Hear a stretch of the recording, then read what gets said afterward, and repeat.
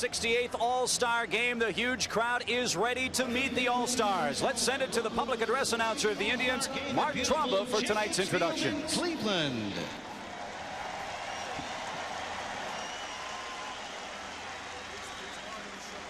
Now let's meet the 1997 National League All-Stars.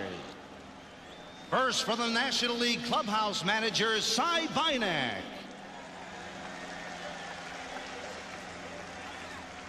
The trainers from the Los Angeles Dodgers, Charlie Strasser.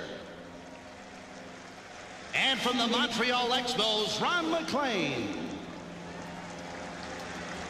The staff from the Atlanta Braves, Bobby Dews, Clarence Jones, Jim Beecham, At Corrales,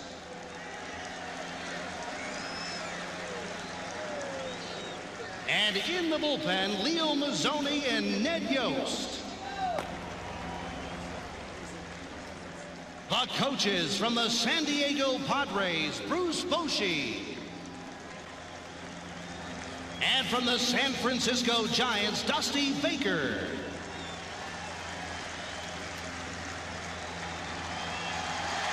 And now the National League All-Star team. From the Atlanta Braves, elected to start but unable to play, outfielder Kenny Lofton.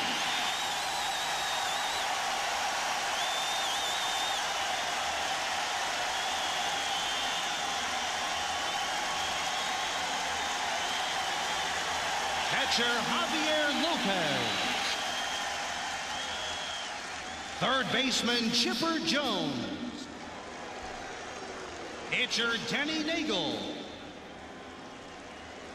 And pitcher Tom Glavine. From the Chicago Cubs, first baseman Mark Grace. From the Cincinnati Reds, elected to start but unable to play, shortstop Barry Larkin. From the Colorado Rockies, first baseman Andres Galarraga. From the Florida Marlins, outfielder Moises Alou. Catcher Charles Johnson. And pitcher Kevin Brown. From the Houston Astros, pitcher Darryl Kyle. From the Montreal Expos, pitcher Pedro Martinez. From the New York Mets, pitcher Bobby Jones. From the Philadelphia Phillies, pitcher Curt Schilling. From the Pittsburgh Pirates, second baseman Tony Womack. From the St. Louis Cardinals, shortstop Royce Clayton. From the San Diego Padres, outfielder Steve Finley. From the San Francisco Giants, pitcher Rod Beck. And pitcher Sean Estes.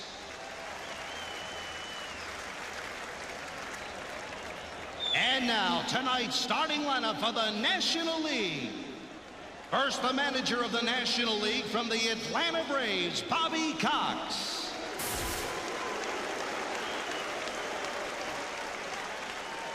Leading off from the Houston Astros, second baseman Craig Biggio.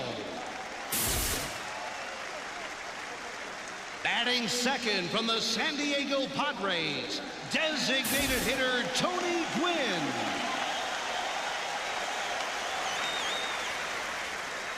Batting third from the San Francisco Giants, left fielder Barry Bonds.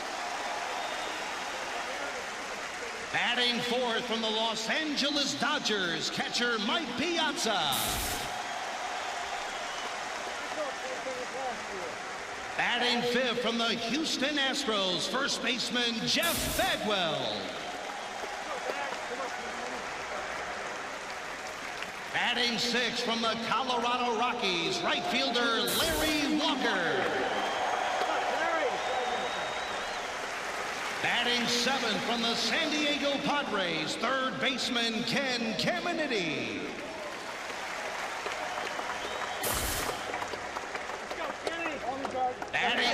from the St. Louis Cardinals, center fielder Ray Langford.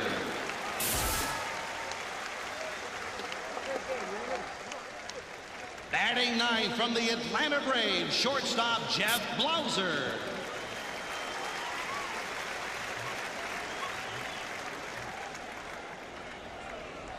The starting pitcher for the National League, warming up in the bullpen from the Atlanta Braves, Greg Maddox.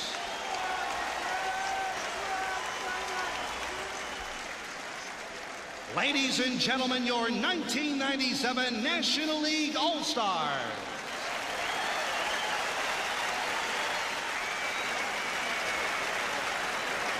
And now, the 1997 American League All-Stars.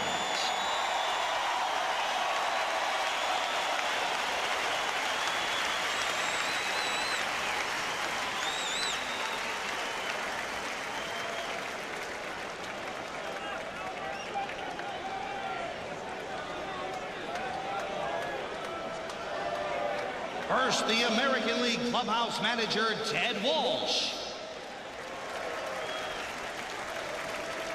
The trainers from the Anaheim Angels, Rick Smith. And from your Cleveland Indians, Jim Warfield. The staff from the New York Yankees, Willie Randolph. Don Zimmer. Jose Cardinal. And in the bullpen, Mel Stottlemyre. The coaches from your Cleveland Indians, Mike Hargrove.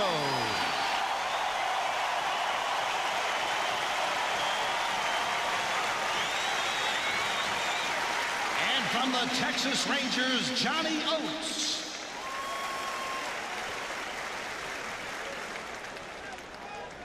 And now, the American League All-Star team from the Anaheim Angels, Jason Dixon. From the Baltimore Orioles, pitcher Randy Myers. And pitcher Mike Mussina. From the Boston Red Sox, shortstop Nomar Garciaparra.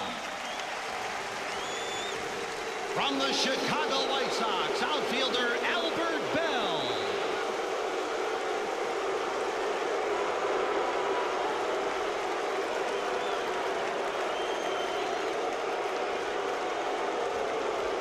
From your Cleveland Indians, catcher Sandy Alomar.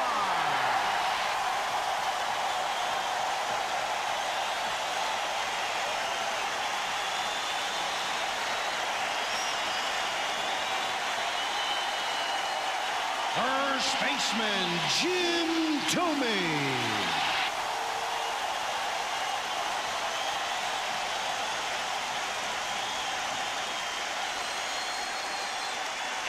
Elected to start but unable to play, outfielder David Justice.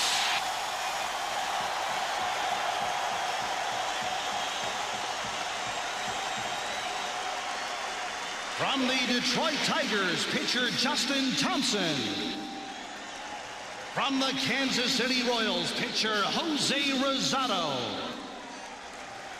From the Milwaukee Brewers, third baseman Jeff Cirillo. From the Minnesota Twins, second baseman Chuck Knobloch.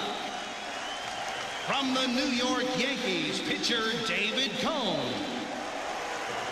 Pitcher Mariano Rivera. And outfielder Bernie Williams. From the Oakland Athletics, first baseman Mark McGwire.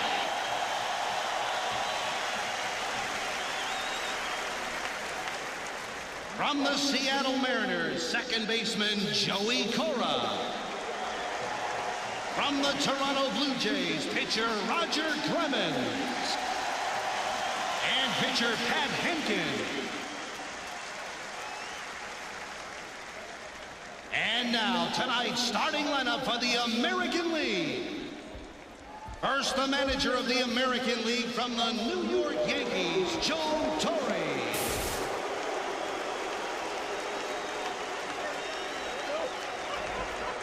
Leading off from the Baltimore Orioles, left fielder Brady Anderson.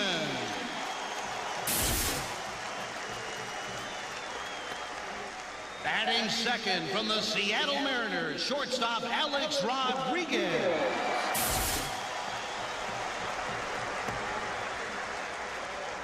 Batting third from the Seattle Mariners, center fielder Ken Griffey Jr.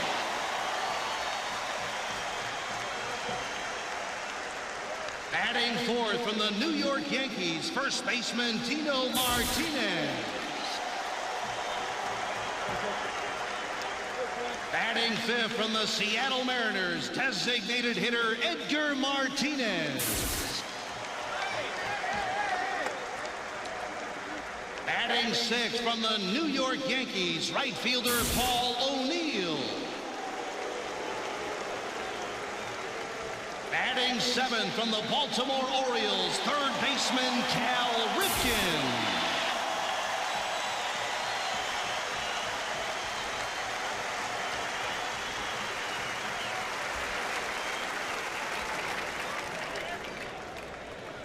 Batting eighth from the Texas Rangers, catcher Ivan Rodriguez.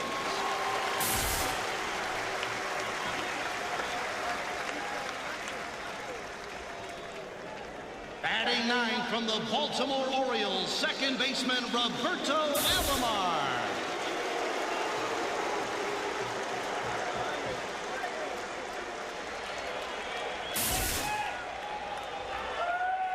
And the starting pitcher for the American League, warming up in the bullpen from the Seattle Mariners, Randy Johnson.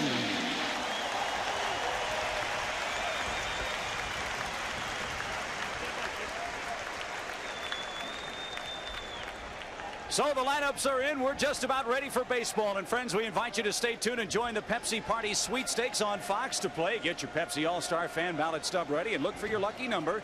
If it matches, you can enter the sweepstakes for a chance to win the grand prize trip to the 1998 All-Star Game or other great prizes such as the Pepsi Home Party Suite, which includes a Bose sound system, big screen TV, and a fridge stocked with Pepsi. Again, the All-Star Game just about ready to start. When we come back here on Fox, we'll have our national anthem. And Joe Buck, Tim McCarver, and Bob Brenly right after this timeout.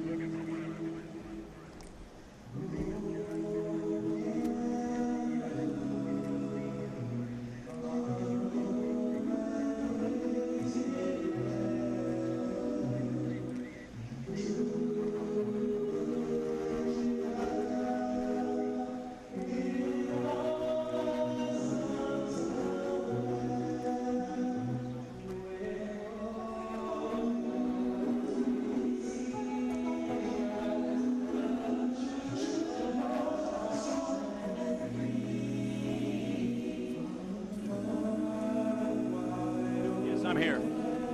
Hi, Flip. I'm good. How are you? Yeah. How'd it go for you guys? Good. All right. All right. Introduce Leanne Rhymes. Okay, when she's done, do I toss it upstairs? Okay. Okay.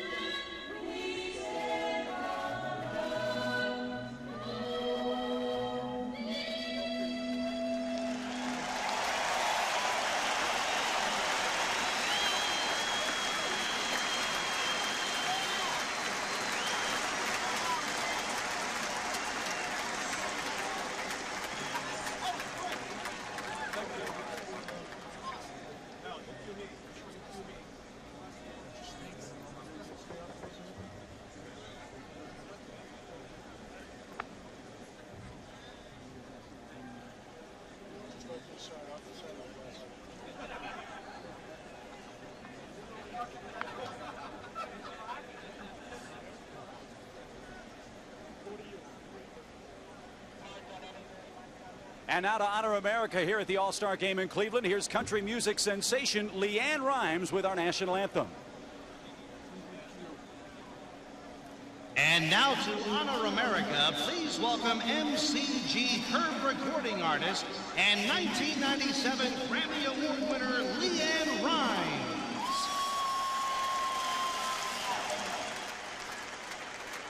Oh, say, can you see by the dawn's early light what so proudly we hailed at the twilight's last gleaming, whose broad stripes and bright stars through the perilous fight o'er the ramparts we watched were so gallantly streaming, and the rockets rattling,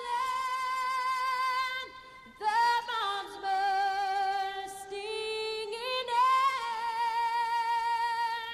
gave proof through the night that our flag was still there. Oh, say, does that star-spangled banner yet wave o'er the land of the free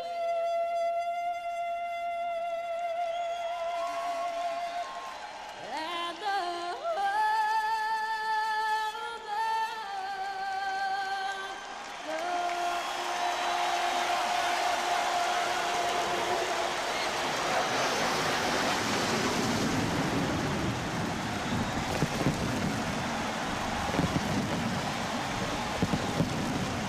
What a voice, LeAnn Rimes with our national anthem. And now it's time to introduce you to our voices calling the game tonight here on Fox. Let's send it up to Joe Buck, Tim McCarver, and Bob Brenly. Good evening, gentlemen. Good evening, Chip Carey, and thank you very much. This is our perch getting ready for the All-Star Game. Great work by LeAnn Rimes. We hope to do just as well with Tim McCarver and Bob Brenly. We get ready for this 68th All-Star Game, and I'll start with you, Tim. Calling your 8th, you played in 2, and the All-Star Game is always a good time to stop in midseason. We've had interleague play this year and see where we all are, and here tonight we're going to have a lot of fun matchups. It is everything an All-Star game should be. You have the two best pitchers from both leagues, the terrifying Randy Johnson, the eerily cool Greg Maddox. You have Sandy Alomar Jr. on a 30-game hitting streak. You have two guys from the National League, Tony Gwynn, Larry Walker, in pursuit of 400, the first time since 1941. And then Mark McGwire with 31 home runs, Ken Griffey Jr. with 30. If they stay healthy, they could surpass Maris 61 and 61 in baseball. It does not get any better than this. We turn to my other guy here, Bob Brenly, who is calling his first. You played him. You weren't an All-Star, right? Okay. Okay. Bob Brenly was an All-Star, and after all that Tim McCarver said, I guess this game kind of lends itself to being an individual player. Well, baseball has been a team game. It's been said a team game played by individuals, and those individuals get a chance to showcase their individual talents tonight. If you're a power pitcher, rear back and try to strike them all out. If you're a base stealer, try to steal a bag. If you're a catcher, don't let them steal the bag. If you're a home run hitter, you try to knock down the scoreboard out here at Jacobs Field. Make no mistake, both teams would like to win this game, but more importantly, they want to leave their calling card on this 97 All-Star game. What about the guys that can't run and don't hit real well? They're watching us. He's ready. We're ready. Glad you're with us. First pitch is coming up after this from your local Fox station.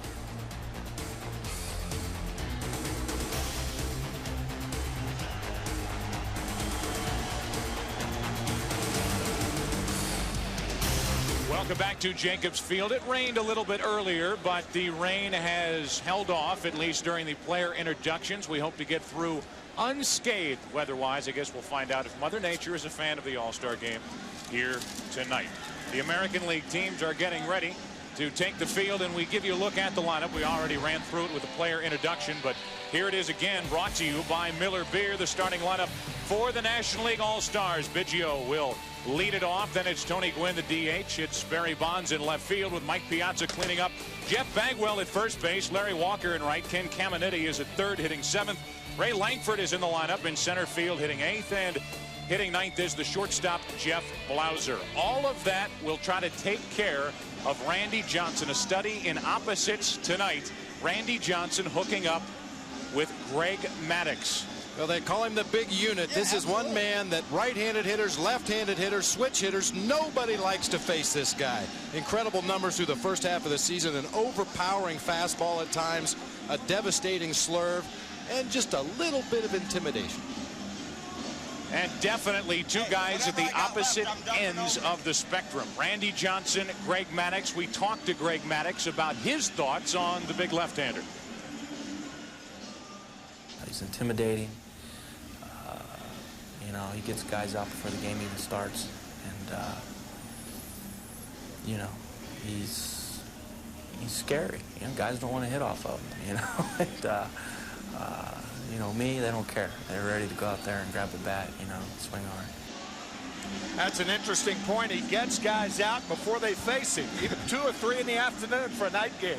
Looks like something out of Jurassic Park jumping at you when he brings the ball to the plate, and there's the scouting report on the big unit. So his last start before the All-Star game, he was between 88 and 92 with this fastball. Not the overpowering Randy Johnson we're used to seeing, but in this particular setting, I think he's going to rear back and find a little bit extra. Randy Johnson getting ready to take on the National Leaguers, and as he prepares, we need to set the defense for the American League. Randy Johnson will deal with Biggio, Gwynn, and Barry Bonds. Biggio first up, so we'll see. We'll get an early look at a National Leaguer taking a look at Randy Johnson, and Biggio, of course, has the advantage of being a right-handed hitter, which is a little better facing Johnson. Flashballs pop, and here we go. Strike one on Biggio. It's going to be an interesting look at Larry Walker facing Randy Johnson here tonight. Larry Walker batting 6th, and remember, Larry Walker opted out of a ball game at Coors Field in Denver earlier this year against Johnson. Foul back, and the count quickly 0-2. Well, to quote the famous boxer Joe Louis, said, "You can run, but you cannot hide." Not tonight. Nowhere to hide tonight. And he was either talking to Billy Cohn or Charles Nelson Riley, one of the two. He gets his chance here tonight, but that's a little later. 0-2 the count on Biggio, and got it. A delayed call by the home plate umpire. 3 pitches, and have a seat. It was a sweeping slider that got the outside part of the plate. Pudge Rodriguez framing it very well, and this is from our catcher cam. Slider, did it freeze you folks? It did Craig Biggio. And he is the first out now. Tony Gwynn leans back from one up and in, ball 1. Tony Gwynn, obviously one of the best hitters ever. Hitting .394, number 2 in baseball, and taking ball 2, 2-0.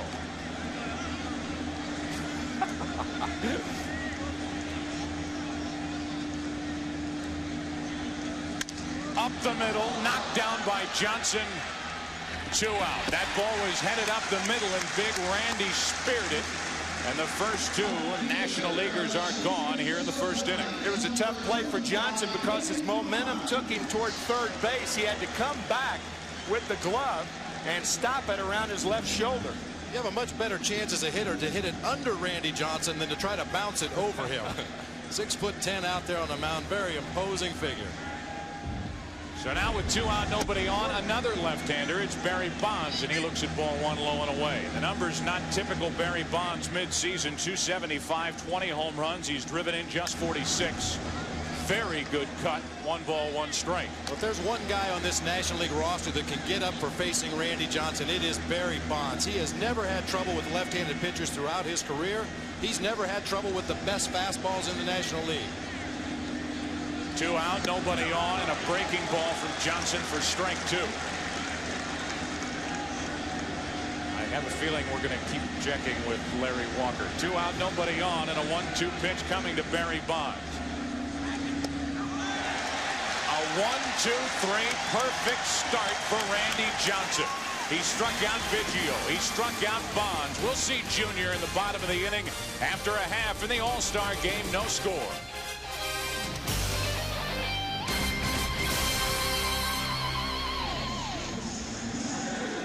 Bottom of the first inning here in Cleveland. Turns out to be a very pleasant night here at Jacobs Field. And another look at the Miller Beer starting lineup for the American League All-Stars. They will lead it off with Brady Anderson from Baltimore, with Alex Rodriguez batting second.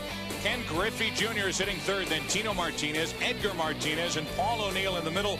Cal Ripken is hitting seventh, Ivan Rodriguez eighth, and at second base batting ninth is Roberto Alomar. And a look at the defense for the National League. Obviously very strong defensively, managed by Bobby Cox. A look at the defense, and now a look at the starter.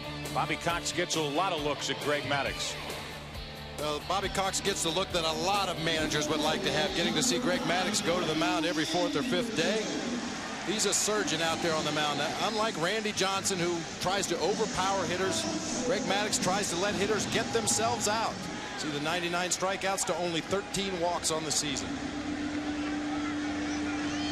4 straight Cy Young awards for Maddox. String broken last year with his teammate John Smoltz, and here's Brady. He takes a strike.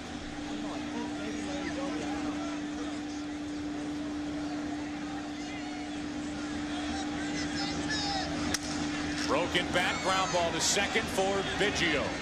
One away, and the bat shattered in the hands of Brady Anderson. Good pitch, and that is not atypical with Greg Maddox on the mound facing a left-handed hitter. Tailing fastball away, and then the cutting fastball inside. He'll throw any pitch, any speed, at any time. He's like a Russian novel. He is tough to read. Has so much movement, control on his fastball. He doesn't need the velocity that a guy like Randy Johnson needs. And as Bobby said, a master surgeon out there. He can carve you up. 1 out, nobody on for Alex Rodriguez. I like it, a Russian novel. Da, конечно. Alex hitting .312. He's been bothered by the bad side, but after taking a couple of weeks off, he's back in there, and we're happy to see him in the All-Star game. And they're getting a little bit of a scouting report. I think Don Zimmer knows a little bit about Greg Maddox. Yeah, Don Zimmer's never told stories in the dugout before, has he? No. In, out, around, wherever. Don Zimmer's got a story for you. Strike 2 on Alex Rodriguez. There is nobody in uniform at this game that is any happier to be here than Joey Cora right there in the middle. Took the red eye from California. Arrived yesterday morning. Couldn't wait to get to the ballpark. 2-2 now on Rodriguez with Griffey Jr. to follow. Somebody asked him if he was going to get any rest, go to sleep. He said, I might miss him.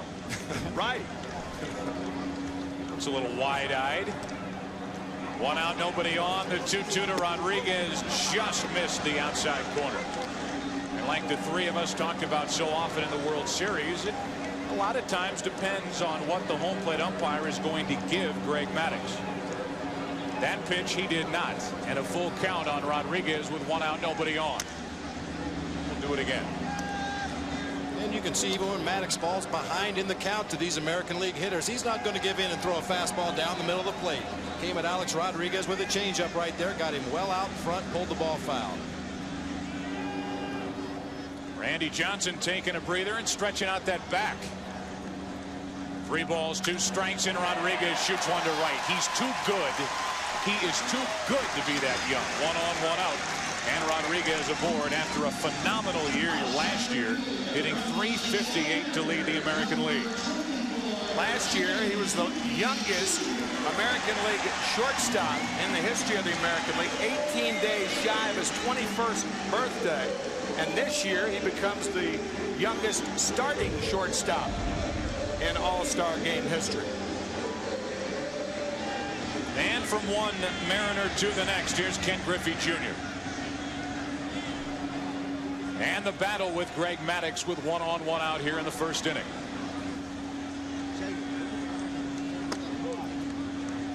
Ball one low to Griffey. Griffey, of course, has missed the last 2 All-Star games with the wrist injuries and now jumps in there to face Greg Maddox. Rodriguez is running and Griffey pops it up into shallow left for Barry Bonds. Back to first is Rodriguez, 2 out, and Griffey is 0 for 1. Rodriguez with a huge jump at first base that time. Greg Maddox, normally very good at holding runners, seemed to ignore A-Rod over there at first base a little bit, and he was allowed to get a running start. Would have stolen that base rather easily. He's starting to lean a little bit as Maddox began his delivery to home plate. Has to retreat to first. And he is there with 2 out for Tino Martinez. Tino did not have a terrific World Series a year ago, but look at the numbers midway through 1997, and he, folks, is the home run king from the home run derby yesterday. Not McGuire, not Griffey, Tino Martinez. Well, it's appropriate that he worked in his father's cigar factory growing up, because he has been lighting it up. 1 on, 2 out, and that's backing out of play. Very proud of you, Bob, to slip that one in early. Tino Martinez was not just scooting him over the wall either here yesterday. He was crushing pitches. Used a tremendous bat in the competition here yesterday afternoon, and one of many that Tino Martinez hit. He is the home run king from the home run derby yesterday. Rodriguez running. That ball is down the line in right and foul. Just foul off Greg Maddox here in the first. Cal Ripken Jr. had a very good look at that. The American League dugout on the third base side. And this looked like a slider inside that misses by about 6 inches from being a fair ball. Maddox looks like he thought that ball was fair. Rodriguez running on the play. You have a chance to track it yourself. Wow. Inches. Definitely foul and definitely crushed. Now the 0-2 is down and in for ball one. Only a guy like Maddox, after a home run hitter hits a ball just foul, will come back inside on a guy like that. Get a look at Mike Piazza's catcher's gear. It's like a galvanized trash can sitting back there. Part of the cast from the Wizard of Oz. There's just inside 2 balls, 2 strikes. Yeah, thank goodness he's a tall, statuesque catcher, because if he was one of the short, dumpy catchers from my era, he would look like a trash can back there.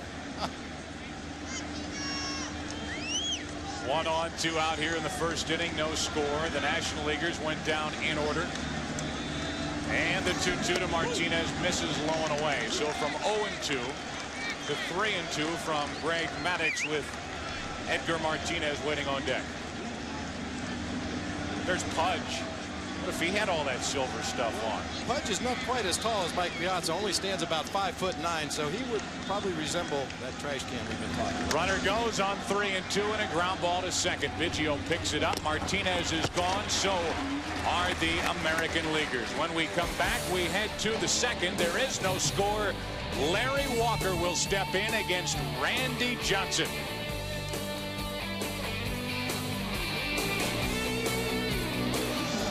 Welcome back to Cleveland, ready for the top of the second inning. No score. The American Leaguers have the game's only hit, and Randy Johnson is back to work dealing with Mike Piazza.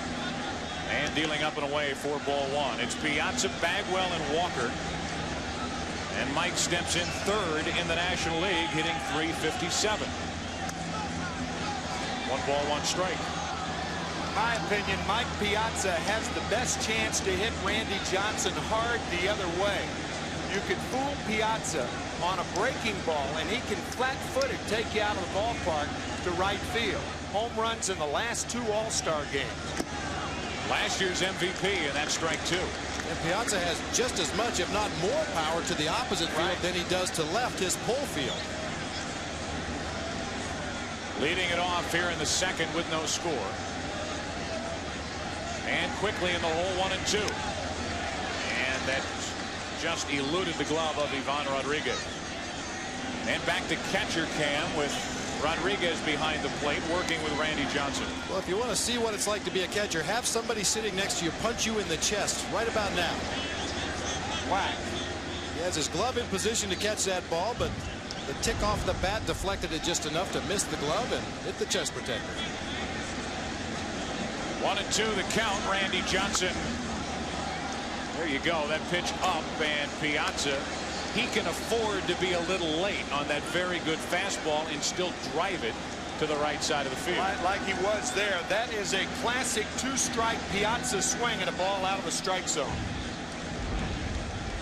Again, the 1-2. And that'll get it back and out of play. Piazza, of course, last year playing near his hometown of Norristown, Pennsylvania. Game was at the vet in Philadelphia. He ended up with a home run and a double and took the MVP award.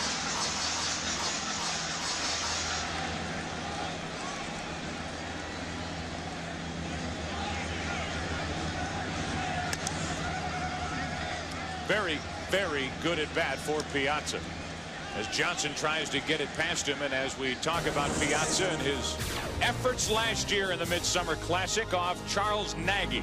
And Tim, don't think there was much doubt about it. No, it wasn't. I don't think there was any doubt in Mike Piazza's mind, nor Charles Nagy's. A ball and 2 strikes on Piazza, and that's up the middle to the right of Alomar. Tiptoes after it, 1 away.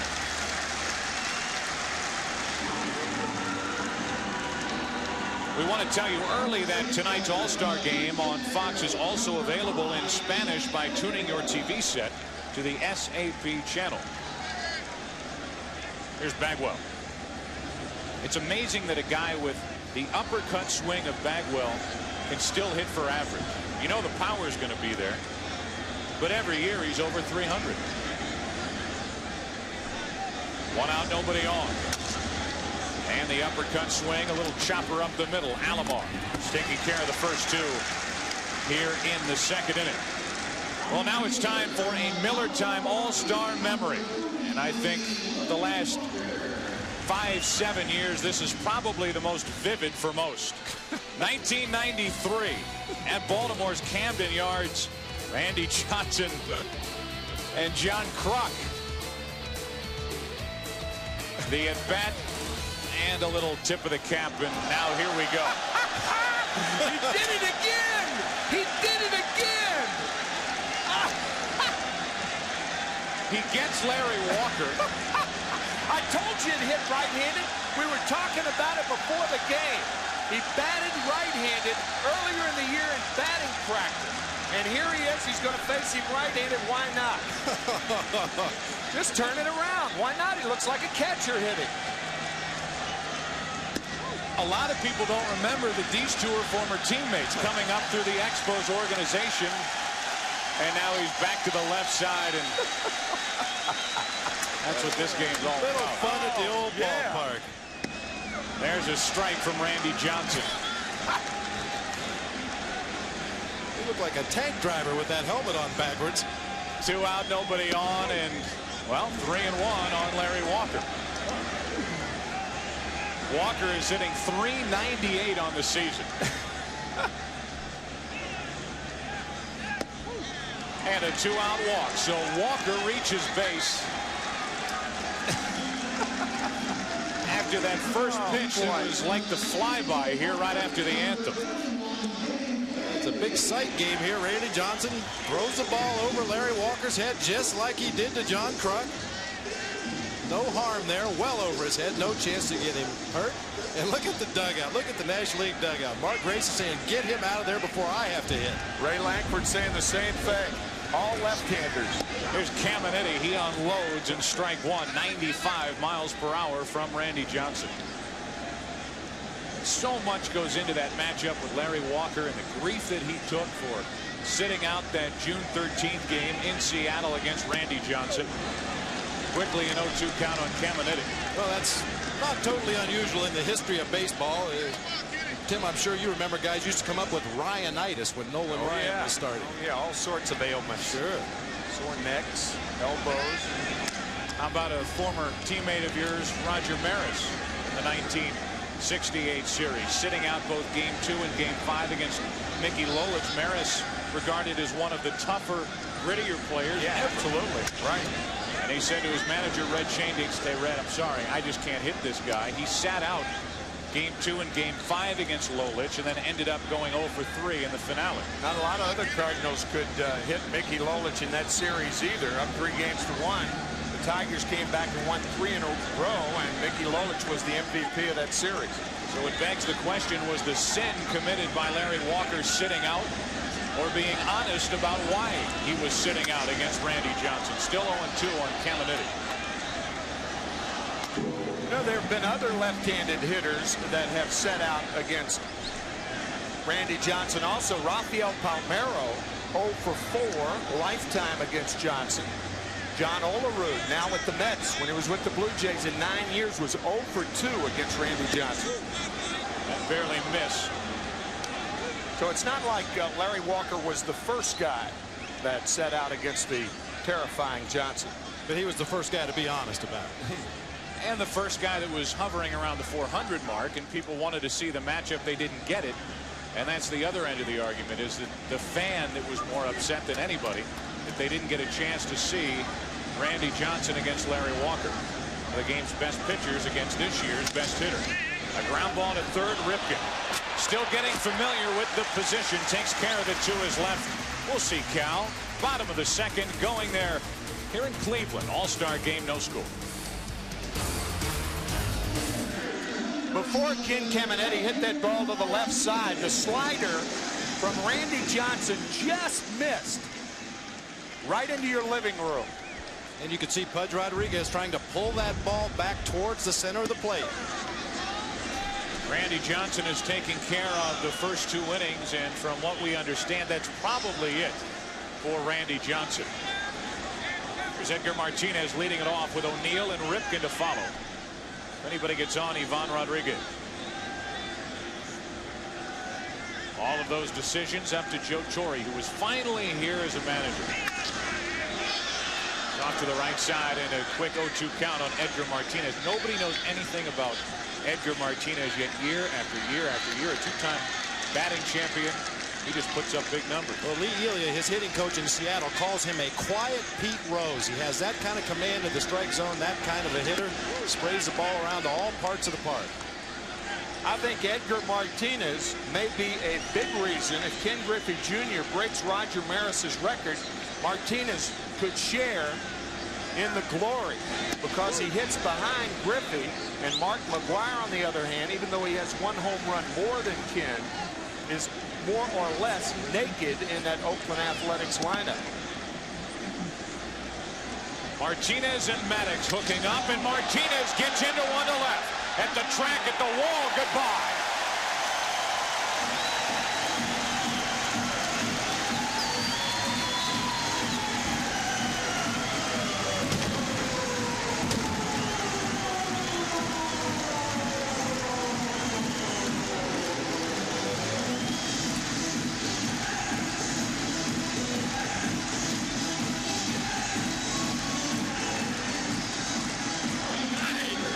The purest hitter in this game from the left side, Tony Gwynn. From the right side, Edgar Martinez. There is no surefire way of pitching it. That ball in on the hands, biting in. He one-hands it out of the ballpark. That comes leading off the second inning, and now here's Paul O'Neill. He takes a strike. The American League has had some pretty good cuts against Greg Maddox in the early going of this game. They've hit a couple of balls right on the button. Maddox this season has allowed only 4 home runs. Tino Martinez nearly hit one in the first, just foul, and now Edgar Martinez gets one into left. And he gets a back rub from one of his teammates, Alex Rodriguez. It's one of the most talented masseuses you will ever see. Nothing into the count, now ball 1.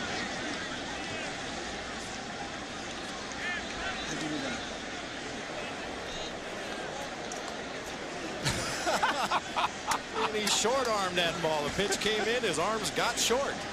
That's from captain 30-game hitting streak, Sandy Alomar. Hoping some of that from Edgar will rub off on him for the second half of the season. The ball and 2 strikes on O'Neill. Up the middle. Ooh, that hurt. Off the ankle of Maddox. Limps after it, takes care of him, 1 away, but you know that Bobby Cox will take a deep breath and hope that Greg's all right. Looked like it hit Greg on the right heel. He is scheduled to start against the New York Mets on Saturday. I think he goes down, but I think it hit the bone on the inside part of his right heel. Caroms off the mound. He makes the play and appears to be all right. Well, what a great athlete. Even after getting hit in the foot with that ball, able to keep his wits about himself and pick up the ball and retire the runner at first base. You know, they give Gold Glove awards out to pitchers. He's got 7. Does he really? I wonder why. That was a routine play for Greg Maddox. 1 out, nobody on. Here's Ripken. Up the middle for Biggio. Came to an all-star game his first time as a catcher. Only guy ever to appear in an all-star game as both a catcher and then years later as a second baseman. We're covering tonight's all-star game as the Goodyear Blimps Spirit of Akron. This is the 72nd consecutive year Goodyear Blimps have covered the nation's top sporting events. So on a night where earlier the weather was a bit more threatening than it is right now, they stayed up in the air and watched all those little biplanes with messages shooting by them. Some rather interesting messages on some of those planes. One in particular is Ivan Rodriguez. Fudge takes a strike. One of the planes had trailing along that Will Rogers never met Joey Bell. That was about 10 minutes before Albert Bell was greeted with boos by everybody in unison here at Jacobs Field. Strike 2 on Rodriguez. Did you find it interesting that the crowd here, while they booed Albert Bell, which was to be expected, cheered Curt Schilling and Pedro Martinez, 2 guys they would love to have in Indians uniform. Trying to woo them with their cheering. 1 and 2 as that pitch barely missed. Huge ovation also for Kenny Lofton. Remember the Indians last year, now the fine center fielder for the Atlanta Braves. 2 out, nobody on, and now 2 and 2. I don't think people follow National League Baseball realize just how good Kenny Lofton is and what he can do at the top of a lineup. Well, he certainly made a very good Atlanta Braves team even better. A dimension of speed. Talking about a guy in Kenny Lofton who just turned 30. Really, before the age of 30, will have been the igniter for 2 very good offenses. And here's a guy that's going to be a free agent next year. 2 offenses that only met 2 years ago in the World Series, Cleveland and Atlanta. 2 balls, 2 strikes. And Rodriguez wants to think about it. So David Justice ends up in Cleveland. They love David Justice. Actually was voted as a starter for the American League, but out with a bad elbow. Just off the disabled list. And there's Kenny Lofton. Same story. Bad groin and not able to play here tonight. And Joe, speaking of free agents, Ivan Rodriguez will be one also and may command the biggest money next fall. With one exception. The man on the mound. I don't think he's going to be a free agent. There is no way the Atlanta Braves are going to let Greg Maddox go. No way, in my judgment. If he does become a free agent, you're talking about signing a sure Hall of Famer. 2 balls, 2 strikes, 2 out, nobody on. And a little comebacker. Will he be a free agent? Won't he be a free agent? Only time will tell. Maddox through 2. A home run by Edgar. We'll be back to the Jake after this from your local Fox station. Welcome back to downtown Cleveland, Ohio. This is the 68th All-Star Game, the 5th time the city of Cleveland has hosted it, and they have been wonderful hosts. To the surprise of no one, Randy Johnson, 2 shutout innings to the surprise of no one.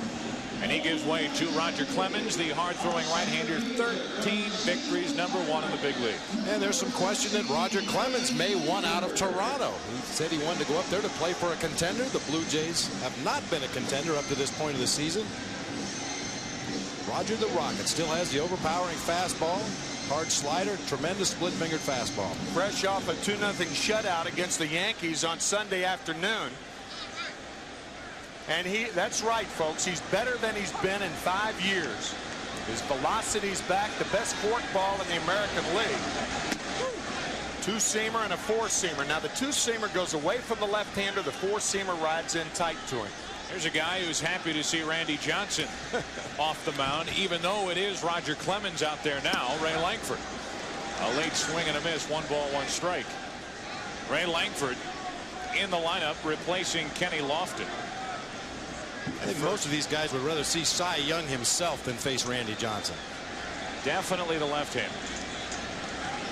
1 ball, 1 strike from Clemens. A little overmatched there for strike 2.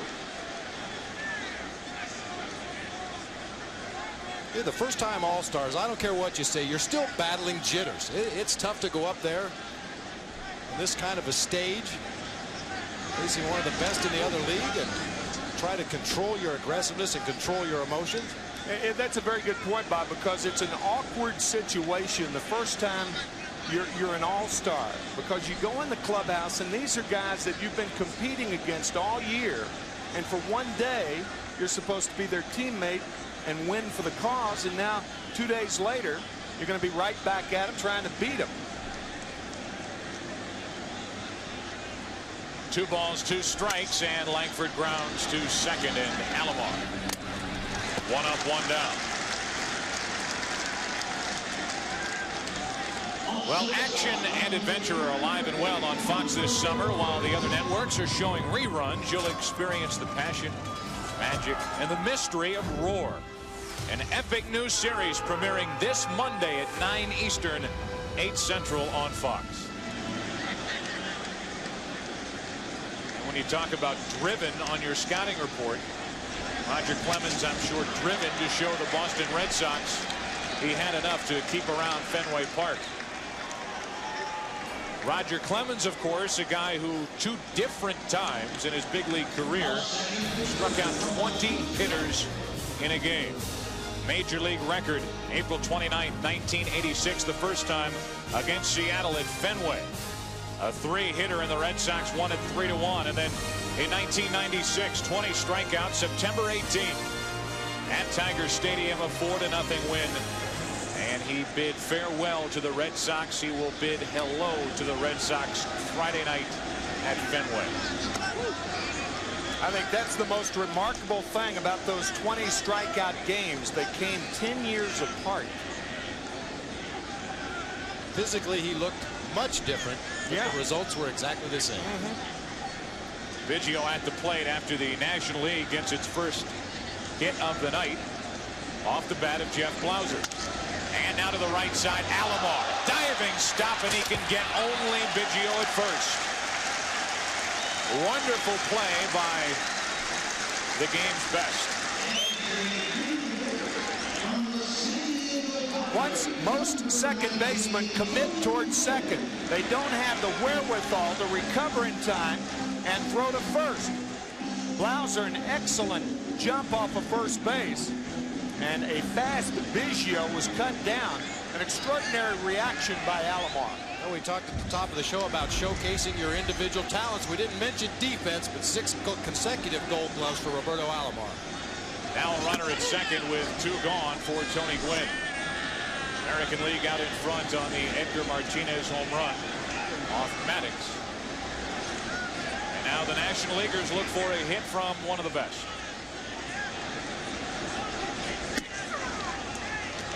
Ball and a strike from Clemens.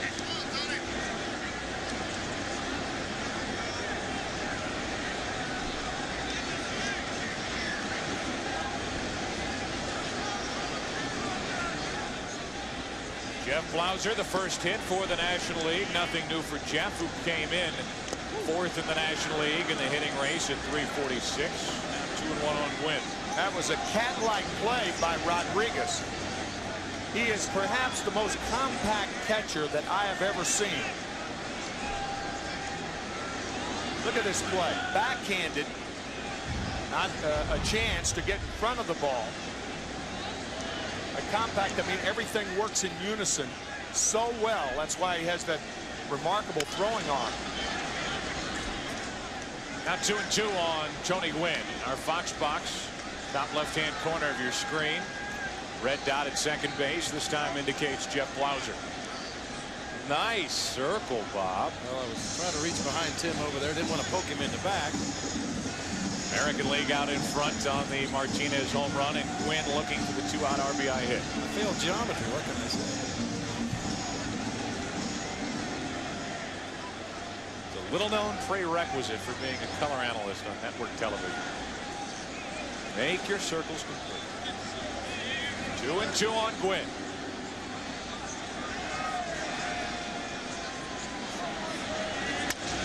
To the left side, bobbled by Ripken, hangs with it, inning over. A 1-out hit by Blauser.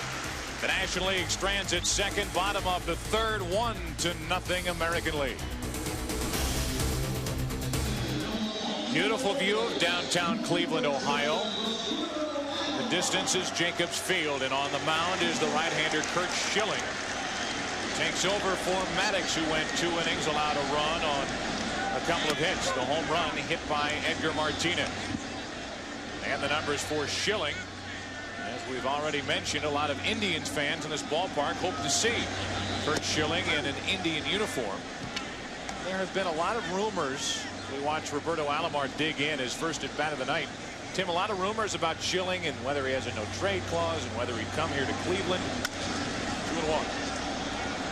Curt Schilling signed a 3-year deal right after spring training earlier in the season with the Philadelphia Phillies that had a no-trade clause. He says he realizes the Phillies need younger players trying to rebuild. They're already 32 games under 500 are the Phillies after the first half. He almost knows he's going to be traded, so therefore he waived the no-trade clause and will pitch for Cleveland. It was erroneously reported over the weekend that Curt Schilling said that Cleveland was not on his list. That is not true. He told me before the game that Cleveland, or any winner, he wants the World Series ring. The money's not the important thing, and I'm sure Mike Hargrove, the Cleveland manager, loves to hear that. Well, traditionally, the trading deadline is July 31st, and traditionally it starts here at the All-Star break, goes right up to the deadline. Alomar checks on Blauser. First chance for Jeff.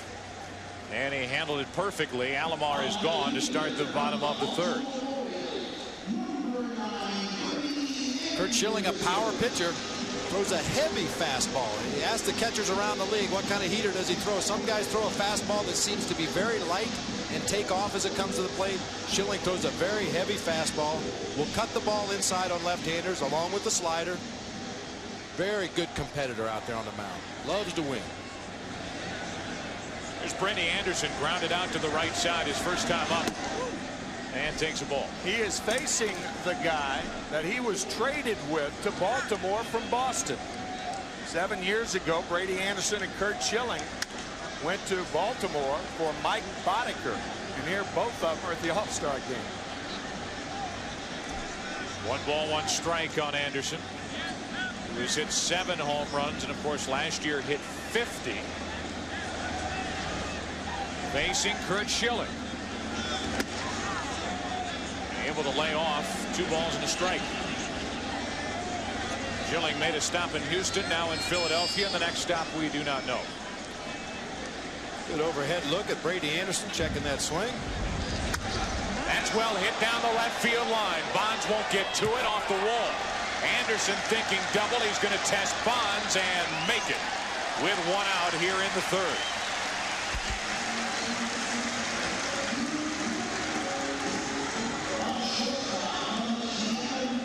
Even though it was a double for Anderson, a ball that he went the other way with, watch the artistry of Barry Bonds barehand the ball off the wall and throw in the same motion.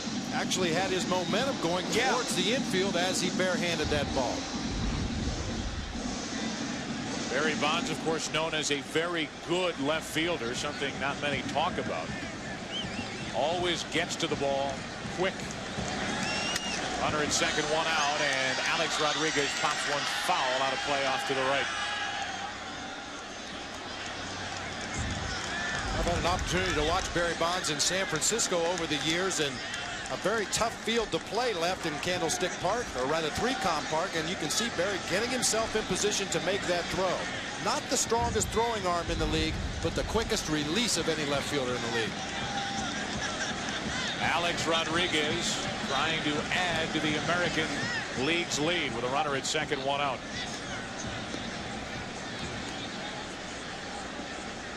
Rodriguez a base hit to right his first time up.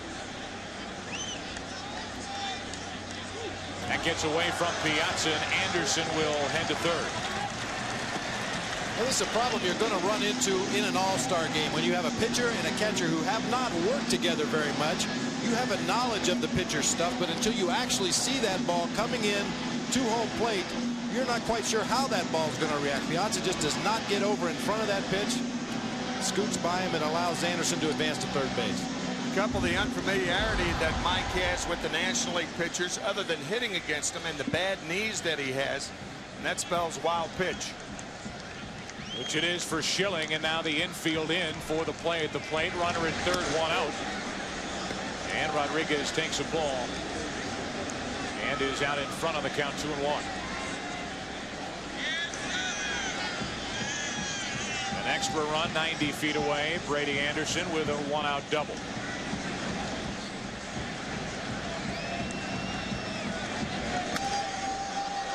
Two and two. With Ken Griffey Jr. on deck and a ground ball to an infielder, I would think Anderson would make the ball go through and let Jr. hit and try to drive you in with two outs. Play the infield in games of this sort. Try to cut down that run, but you could also open it up to a huge inning. Now 3-2 as Piazza keeps it at home plate. And you can see Piazza once again very awkwardly catching that pitch that was headed for the dirt. Becomes a tough situation for the pitcher, because if Schilling wants to make that pitch in the dirt, he's not quite sure if Piazza is going to be able to block it because of the unfamiliarity, and consequently he may hang a pitch to A-Rod. Still a full count, 95 miles per hour from Schilling. It's tough to hang a 95-mile-an-hour fastball. Although it's been done, it's a tough pitch to hang. A look at the infielders here at Jacobs Field with Anderson at third and one out. Schilling and Piazza trying to figure out a way to get Alex Rodriguez. Fastball away. He wanted it in. Schilling shook him off. And Rodriguez a pretty good cut. It's kind of interesting. Piazza went inside and then told Schilling to throw the high fastball.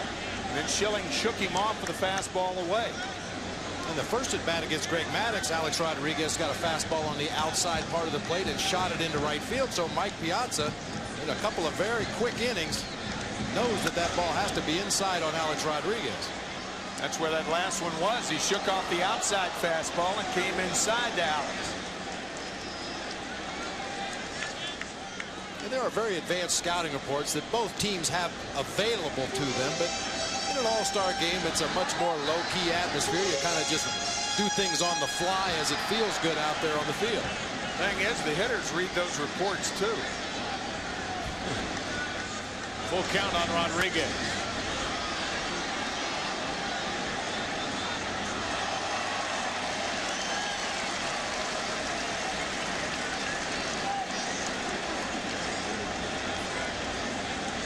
Indian fans waiting to get a look at Sandy Alomar Jr., who has a 30-game hitting streak alive and well.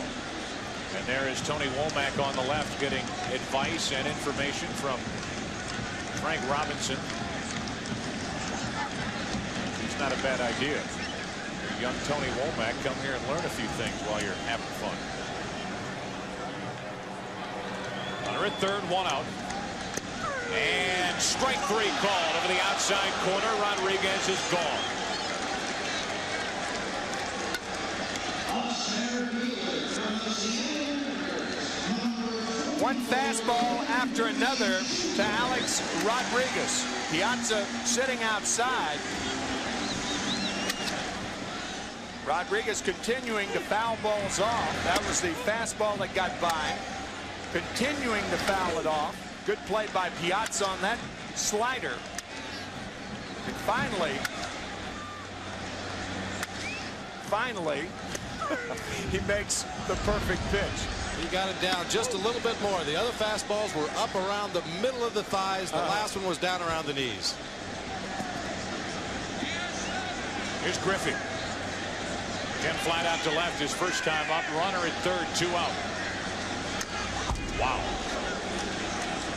Griffey unloaded on that pitch in the final voting in the Pepsi All-Star balloting update. Ken Griffey Jr. led all players with over 3.5 million votes.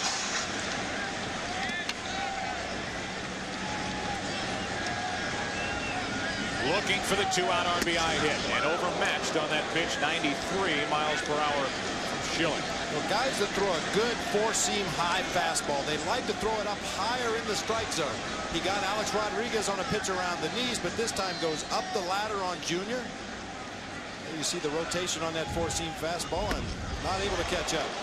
With that one either. And Schilling strikes out both Rodriguez and Griffey with a runner at third. So the American League misses a chance. Barry Bonds will get a look at him in the fourth. 1-0 American League. We have played 3 innings here in the All-Star game, and the American League out in front, still on the Edgar Martinez home run. Captain John Moran is at the controls of the Goodyear Spirit. 204-foot-long airship is based in Akron, Ohio, just 35 miles south of Jacobs Field. And we thank them for helping us with tonight's broadcast as we get into the fourth inning. Another pitcher for the American League, third of the night, and it's David Cohn. See the numbers on David Cohn. Second most strikeouts in the American League this year. Very fine ERA. Back and healthy. Fourth All-Star game for David, the only one to ever appear in a Midsummer Classic with both the Mets and the Yankees. Wearing the pinstripes and overmatching Barry Bonds 1-1.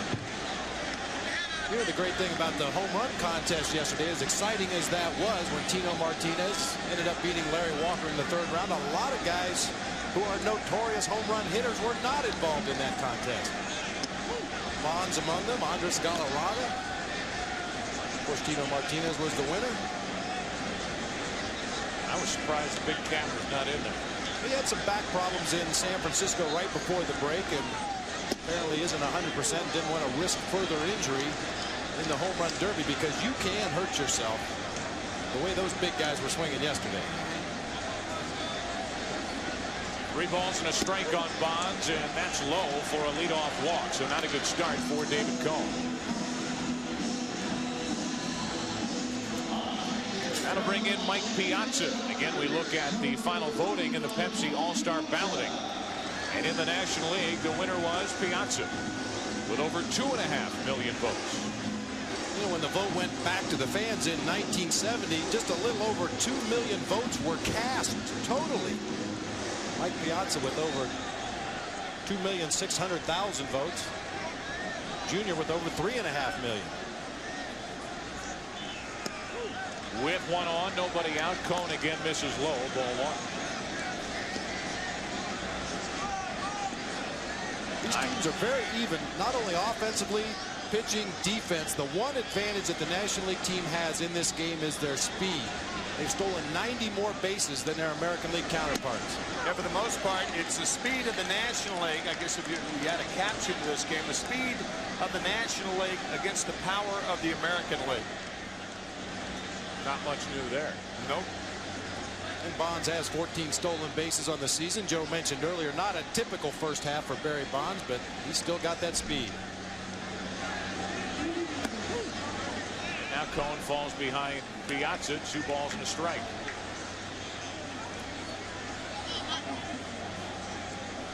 On deck is Bagwell. After Bagwell, it's Walker. He's trying to figure out still, as you saw a moment ago, the right way to put on that batting helmet. Bonds is running on 2-1. The pitch low, and Bonds is safe. And the tying run in scoring position, a walk and a stolen base picked up by Berry.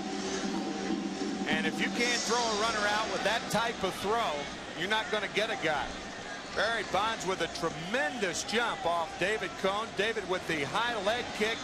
Bad pitch to handle. Fine throw, but Bonds in there coming up on the tag. And on top of that, the count goes to 3-1 on Piazza. Trying to tie it with a hit, and he draws a walk. So back-to-back walks to start the 4th inning for David Cohn. And we go down to the dugout. Here's Steve Lyons standing by with the Rocket Man. All right, I got Roger Clemens down here in the American League dugout. And Roger, you lead all of baseball with 13 wins, ERA 1.69. You're looking like that Cy Young guy of 10 years ago. Well, you know, I feel pretty fortunate. We've been battling as hard as we can. I've been on the fortunate innocent thing, Stevie. Now, tell me about the at-bat that you had with Tony Gwynn, one of the best National League hitters. Take us through that. Well, as soon as he came up, I knew I was going to have to try and preserve that for Randy. You know, he got a 1-0 lead. I can't, you know, the guy's a pretty good contact hitter, so we shuck on a fastball situation, threw in the forkball, he pulled a foul, then we went with the backdoor slider, and Rip made a great play on it. So it's always fun. I don't know about this relieving stuff, though. Yeah, you're not used to that. Hey, thanks a lot, Roger. Continued success. Joe, you guys, back up to you. Thank you, Steve. Thank you, Roger. He ended up getting Gwynn on that ground ball to Ripken. Now the National League with their biggest threat of the night, 2 on, nobody out, and Bagwell at the plate.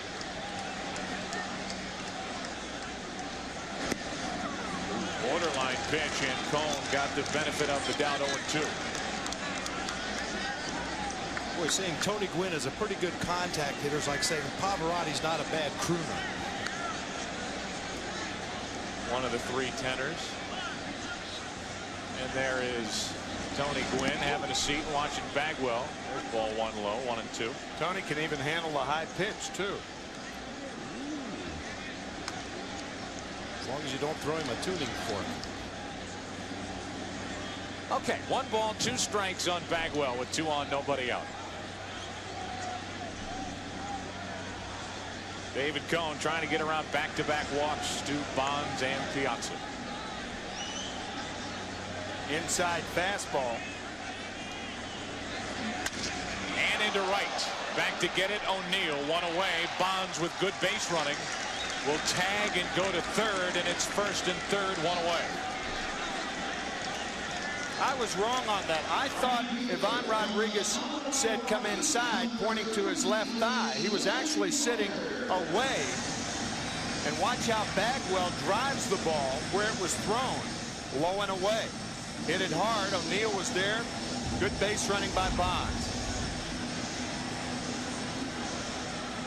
So now 1st and 3rd, 1 out, and a chance for Larry Walker to face David Cohn and tie it with any one of a number of things. Runner at 3rd, the tying run, Bonds. And Rodriguez blocks it down to 2nd. Piazza, he's in the rundown. And tagged out for the 2nd out of the inning. Piazza a late break, and that's a big 2nd out for the American League. I asked Texas manager Johnny Oates yesterday, what's the most impressive thing about Ivan Rodriguez behind the plate? And he says, obviously his arm is very strong, his feet are quick, but on plays like this, when the ball is in the dirt and blocked, he's able to make those kind of throws on the move. That was an interesting throw because Larry Walker backing up from home plate.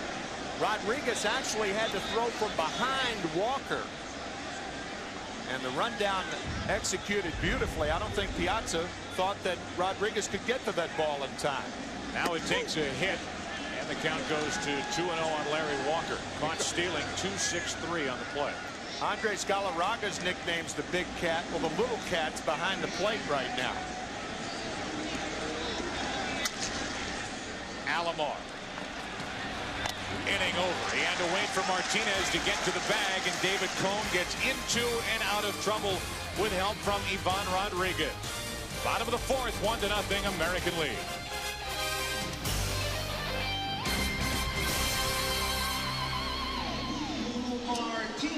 And the star of 413 Hope Street is Richard Roundtree. The Stars are out on the field and watching his right is Andre Whitfield of the Twin Brothers. And on his left is Stevie Barrett. 413 Hope Street as Curt Schilling goes back to work. Bottom of the 4th inning, Javier Lopez takes over behind the plate. We have had our first substitution position player. 2-0 now on Tino Martinez, who nearly hit a home run. His first at bat went just foul. He grounded out to second.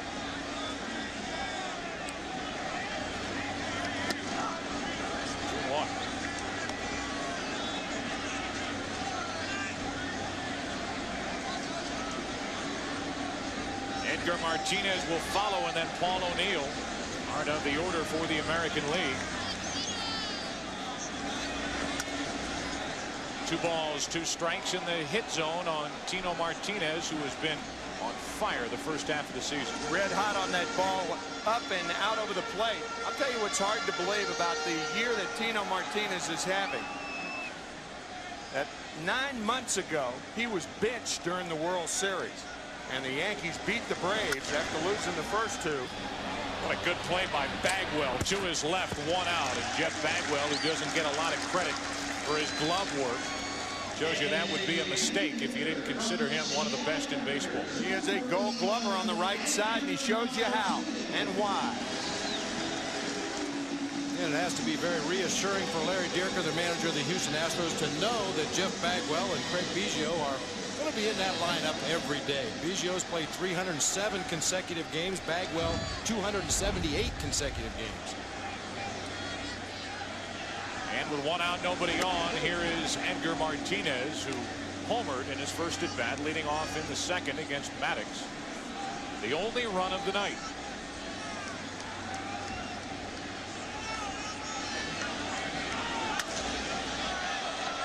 One ball, 1 strike.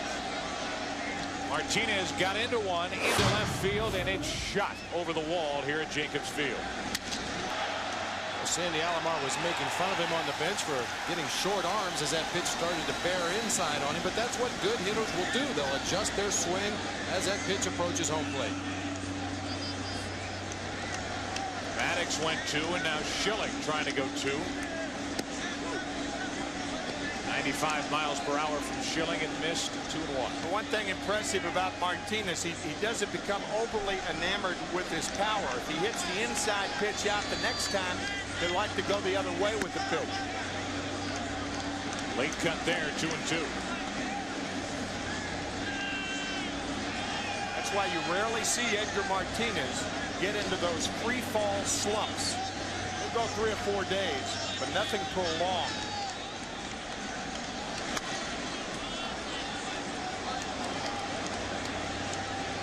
Still 2-2, and there's a guy that has fallen in love with his home run swing, and why not? So is everyone else around baseball. He's not prolonged, but he certainly is long. Man, off the charts. 2 balls, 2 strikes on Martinez, and into left field. He's 2 for 2. So Edgar is on for the second time tonight. He gets Schilling, and it's 1 on, 1 out for Paul O'Neill.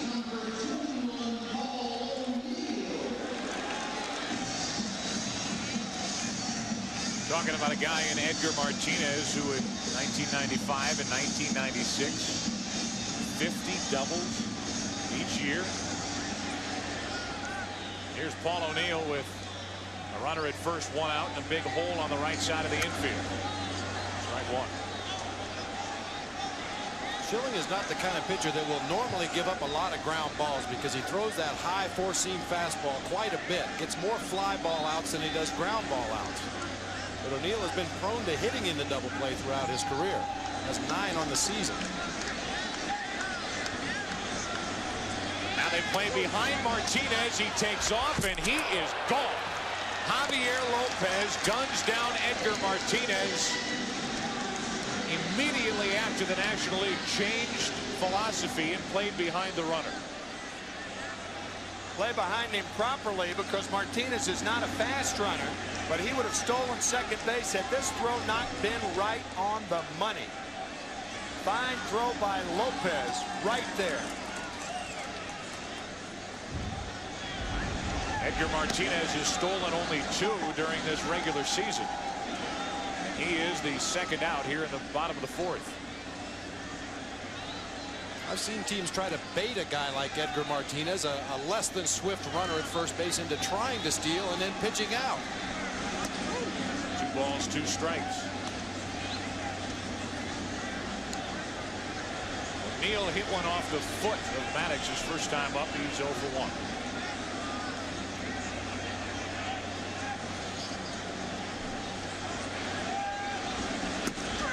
Over the outside part, inning over. 3rd strikeout for Schilling. Pitching is prevailing in Cleveland. 68 All-Star game, 1-0 American League.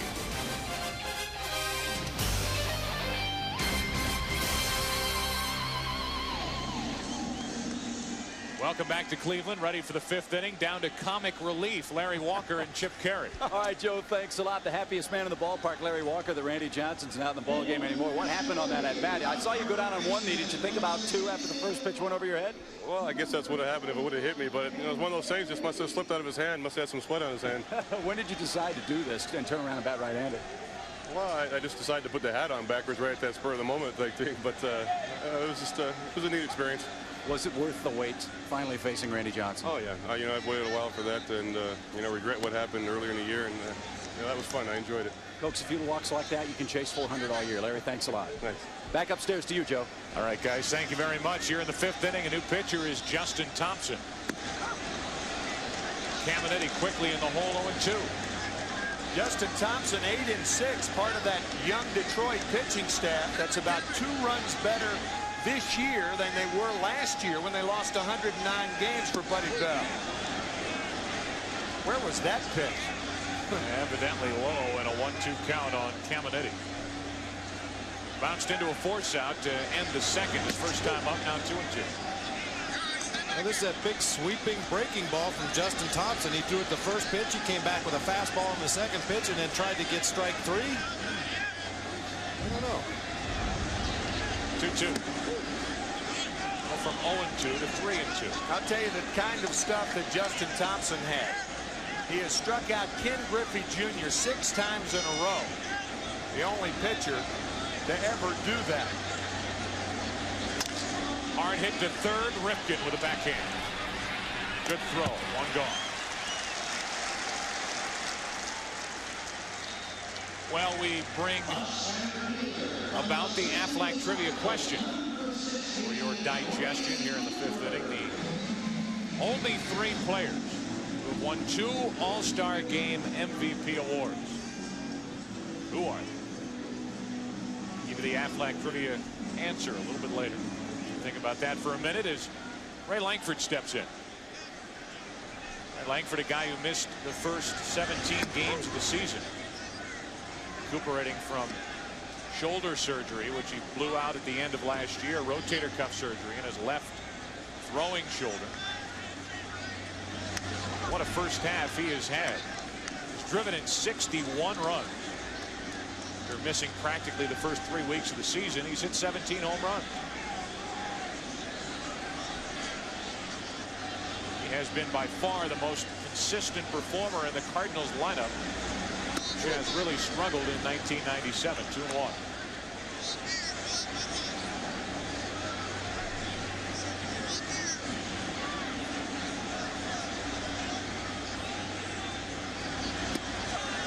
Breaking ball from Thompson, 2-2. Cardinals with the best talent in the National League Central, but they have not been able to do anything with the pesky Pirates. Pittsburgh Pirates in first place as the breaking ball, the 2-1 breaking ball in there to Ray Langford. Langford strikes out for the 2nd out of the inning. And the 3rd strikeout of the night for American League pitchers. Johnson got 2 back in the 1st.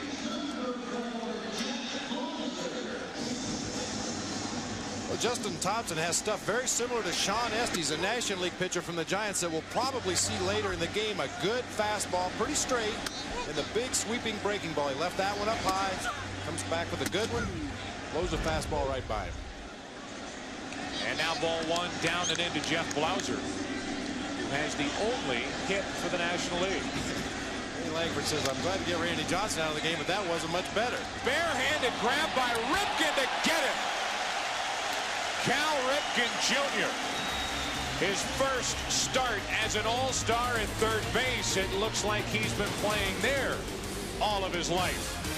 Bottom of the 5th inning, halfway through it. What a play.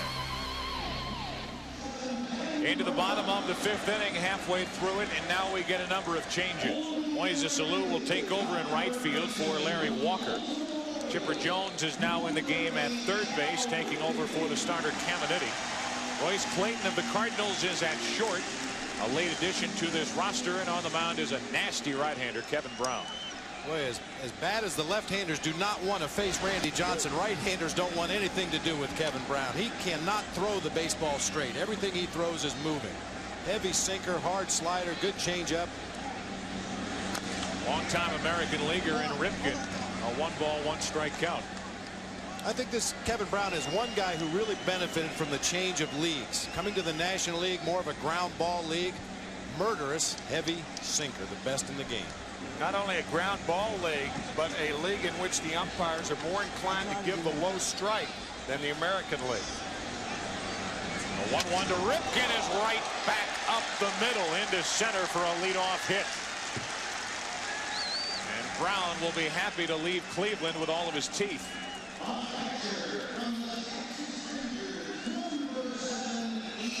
This is how that ball looked from Ray Langford's angle.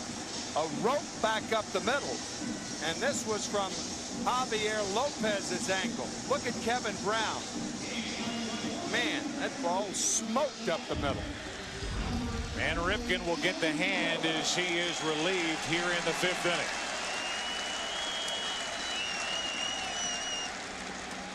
Ripken finished for the rest of the night, and in to run over at first base is Joey Cora. Not only the thrill of playing in his first All-Star game, but getting a chance to take over for Cal Ripken on the bases.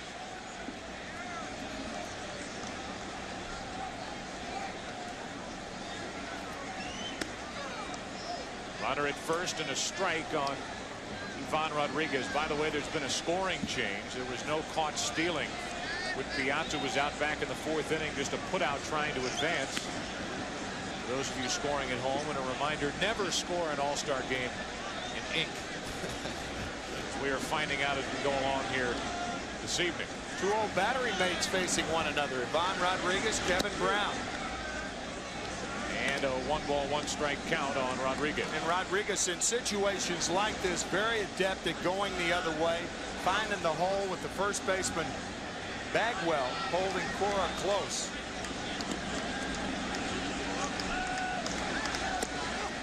Like he was trying to go to right, a little late, strike 2.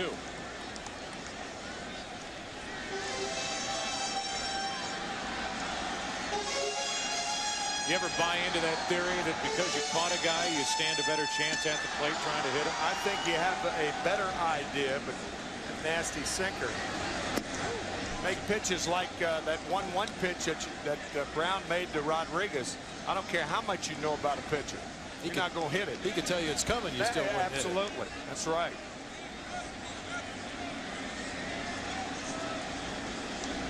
Two and 2 from catcher Cam, and a foul straight back. Catcher Cam on the mask of Javier Lopez. And of course, all of us at Fox Sports want to thank not only the catchers for agreeing to wear the cameras on their masks, and every catcher has agreed to do it, by the way, but Major League Baseball and the Players Association, all the help that they gave us in coercing these catchers into wearing the camera. 3 balls, 2 strikes now, a full count on Rodriguez, and I'm sitting next to 2 former big league catchers, and gives you a very interesting view. We'll try to give you an idea about where that camera is. There it is right there. Right there. This is the battery.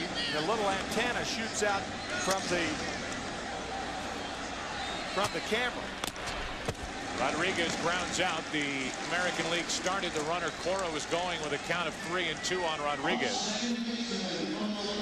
And and because of that, the American Leaguers stay out of the double play. Biggio took care of it, 1 out, as Rodriguez rounded out 4-3. Our Aflac Trivia answer: only 3 players have won 2 All-Star Game MVP awards. They are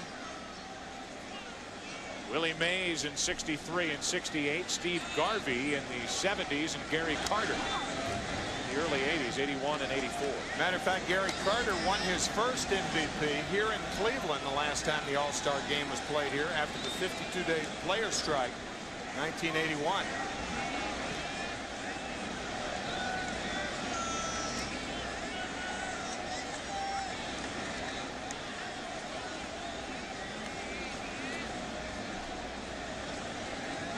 Roberto Alomar at the plate with a runner at second, 1 out. And this one gets away from Lopez, so Cora scoots over to third with only 1 down. First one, the ball that got away from Mike Piazza, scored a wild pitch. This could be scored, a pass ball, but Bob, as you were saying earlier, you don't really realize the movement of a guy like Kevin Brown until you catch him. You can hit against him, but catching him's a whole different thing. It is a passed ball, by the way, that gets away from Lopez, and a big one. Makes the RBI chance easier for Alomar with the infield in, runner at third, 1 out.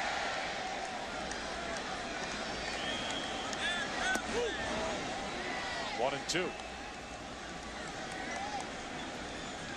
It's particularly tough on the catchers because you're seeing such a variety of different pitchers as well, and different styles.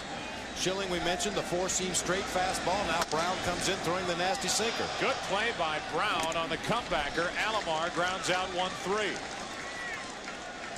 And that's the second out of the inning, as now each side is scoring opportunities with runners in scoring position and less than 2 out.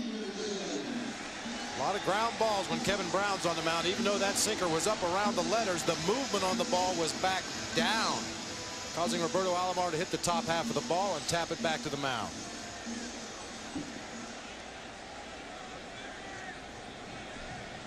Brown gave a look at Cora. He's at third, 2 out now for Brady Anderson.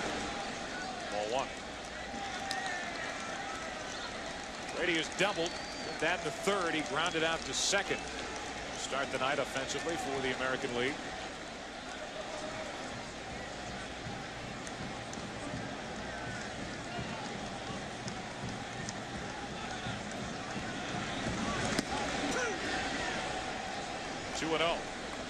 You might have noticed the number 24 on Brady Anderson's helmet. If I'm not mistaken, that's a tribute to Eric Davis, a teammate who's battling cancer. To send his respects along.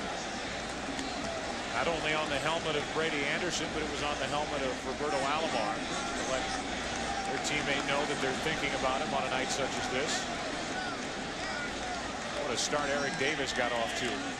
First year with the Orioles. That caught the outside corner borderline. And the count goes to 3-1.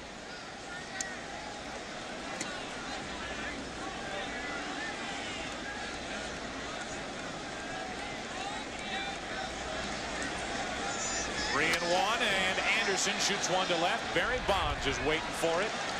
Inning over. A leadoff hit. Later a pass ball and a runner left standing at third. Tony Gwynn coming up. He's the DH. After 5, 1-0 American League.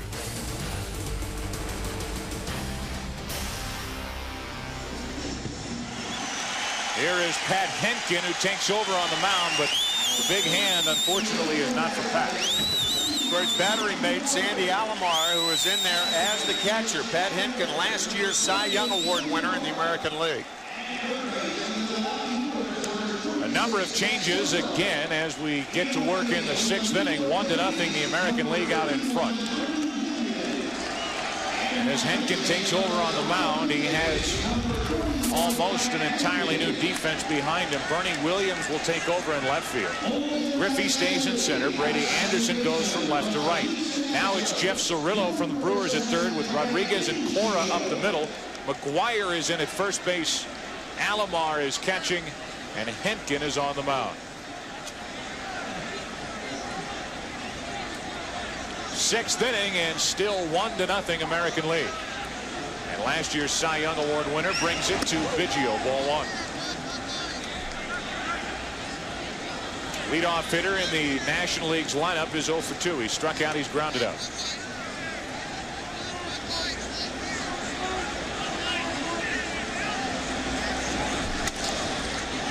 Craig pops it up to the right side for McGuire.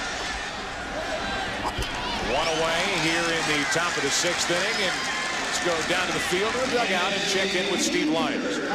Cal Ripken's over here counting the number of All-Star games he's played in. It's 15. Normally as a shortstop, great instincts as a third baseman. Take me through that barehanded play you made.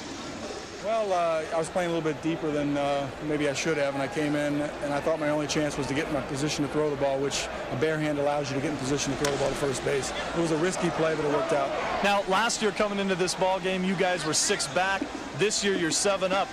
Aside from an improved defensive infield, what are the differences in your ball club between this club and last? Well, I think that's really easy to answer. In my opinion, the difference is our pitching. The pitching has carried us all the way in the first half.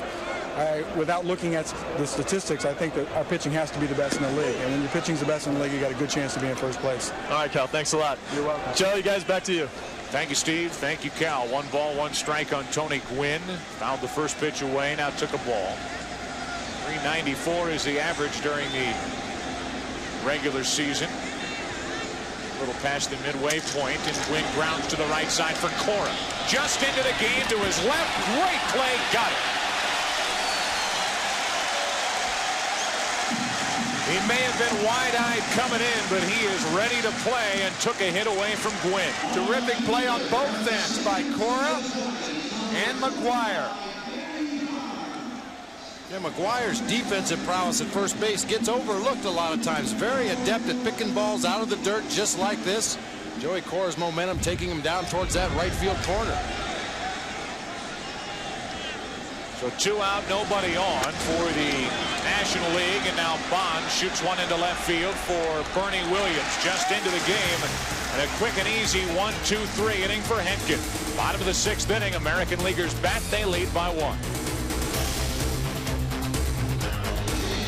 Bottom of the 6th inning, the American Leaguers will come to bat, and a couple of changes for the National League as Steve Finley, a late addition to the roster, takes over in left for Barry Bonds. He of the Padres, and Tony Womack, the only representative from the Pittsburgh Pirates, is in at second. And on the mound is another guy. But if you don't know much about him now, be aware of just how good Pedro Martinez is, a 10-game winner with that ERA of 1.74. And 7 complete games. Just like his counterpart Pat Henkin, he also has 7 complete games. Bonds has the rest of the night off. Gwynn is the DH, so we'll have to wait and see there. For the most part, all of the changes in the lineup have been straight up. Alex Rodriguez is first up, with Griffey and McGuire to follow. Big inning here for Martinez. Good breaking ball, 0-2. Kind of a version of the rally cap, or just style. National League rally cap. Maybe they're emulating Larry Walker. Nothing into the count. Breaking ball, and Rodriguez looked bad on that pitch. Pedro Martinez broke one off and gets his first strikeout. Martinez has a very good fastball. When he throws that hard slider, the rotation is so tight, it's tough for a hitter to pick up that rotation, and by the time you do, the pitch has moved down and out over the outside corner. Yeah, the breaking ball Martinez uses to right-handers, and he has the best changeup to left-handers in the National League. So changeups to left-handers, sliders to right-handers. Now Junior shot a ball up and away from Martinez. Ken has hit 30 home runs. There's the good changeup. There's a left-handed batter. 1 ball, 1 strike. Well, he'll use that fastball inside on right-handers and left-handers. He got a reputation early in his career as a headhunter and has used it to his advantage because he has very good control at this stage of his career. As you mentioned, Tim, really 2 different pitches. Fastball slider against the right-handers, fastball changeup against the lefties. And the 1-1 to Griffey. Off the hands, and strike 2. How about another Miller Time All-Star memory? 1980 at Dodger Stadium, Ken Griffey Sr. Fifth inning, led off, hit a home run in a 4-2 win. Made him the game's MVP. And now here is Griffey Jr. And a pop-up on a changeup to the left side. Foul ball. Chipper Jones can't get there. And the count will stay 1-2. That's an idea of how good a changeup Pedro Martinez has. When you can make Ken Griffey Jr. look this bad, watch. That's a good changeup. Just to finish off our Miller Time All-Star memory, Jr. has homered in 1992, and the Griffeys the first father-son combo be named MVPs of the All-Star game.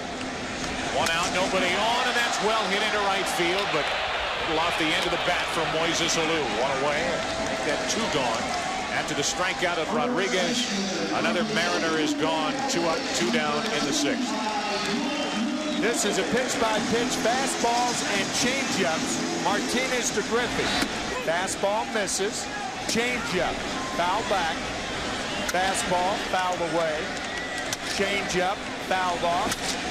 And the line drive to right field off the end of the bat. So 2 out, nobody on, and here is McGuire. And while Griffey has 30 home runs, Mark has 31. Hitting .288, and the McGuire watch is on. 1 ball, 1 strike. People wondering if McGuire will finish out the season in Oakland with the A's, or if he will be dealt to a contending team to give them the most feared power hitter in baseball. Strike 2. What you cannot afford to do against Pedro Martinez is get caught in between. You have to either stay on that fastball all the way or commit to looking for that changeup. Breaking ball, he had McGuire bailing, and what an impressive first inning of work for Pedro Martinez.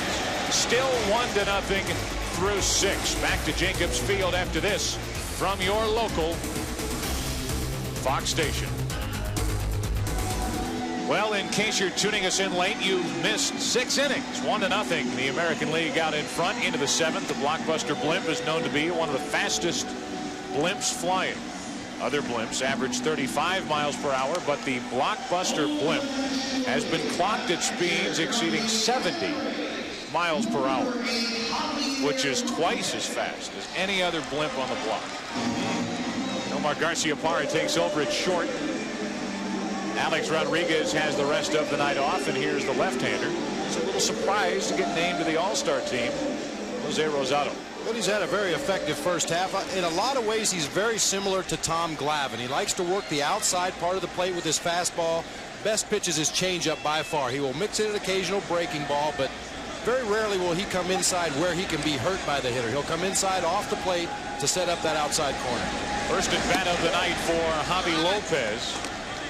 Batting the spot vacated by Mike Piazza, who was 0 for 1 with a walk, and the numbers for Lopez. Driven home 42, hit the 14 home runs, and got a full swing there, 1-1. You know, I don't think it's any surprise that a guy like Blauser gets the first hit. Lopez steps in there the first time. He goes up there pumping, gets a good swing. These Atlanta Braves players are used to playing in the spotlight game. The nerves can't be as much of a factor for that swing. Strike 2. As it would for, say, a guy like Rosado.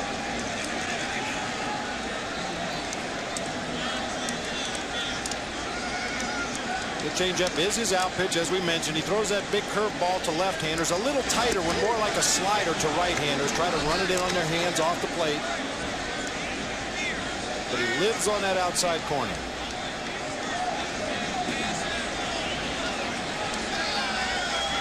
Two balls, 2 strikes, and that's hit well. Is it fair? If it's fair, it's gone, and we're tied. It is fair. And it's a 1-1 game in the 7th.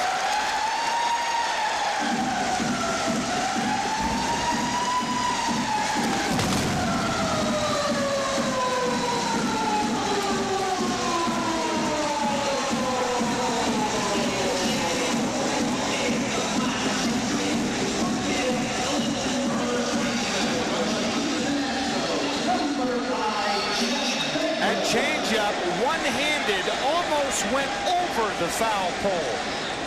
It missed by about 2 feet. Lopez knowing that if it's fair, it's gone. It hit the pole and bounced down. Hit about 2 feet from the top on that last rung of the foul pole. Bagwell, little pop-up to short, caught by Garciaparra. One away here in the 7th inning. They come in fast with catcher Cam, and this one left even faster. When you throw a changeup from the middle in, it's a pitch that a lot of hitters handle very well. A changeup on the outside part of the plate, your swing will go past the changeup as it approaches home plate. A changeup on the inside part of the plate, you will catch way out in front of home plate, and the only question was fair or foul. And by the way, you had such a good view of that ball down the line because when the ball was hit, Sandy Alomar looked toward the line, and you saw the ball ringing off the foul pole. Here's Moises Alou, looks at one pitch and goes to right for a base hit. And the National League, who came into this inning with only 1 hit, now has 2 in the inning, a leadoff home run, a 1-out hit by Alou, and the go-ahead run is on.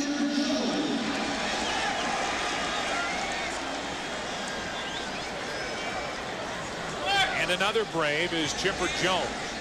First at bat of the night for Chipper, the switch-hitting third baseman. Second straight All-Star game for Chipper Jones.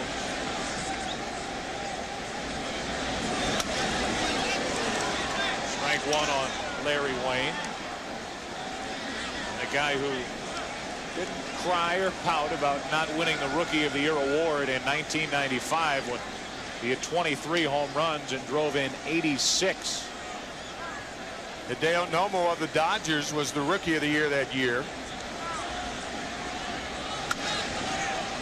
Pretty well hit into right, but Anderson over to get it near the line. 2 gone here in the 7th inning. And standing by with Tony Gwynn is our own Chip Caray.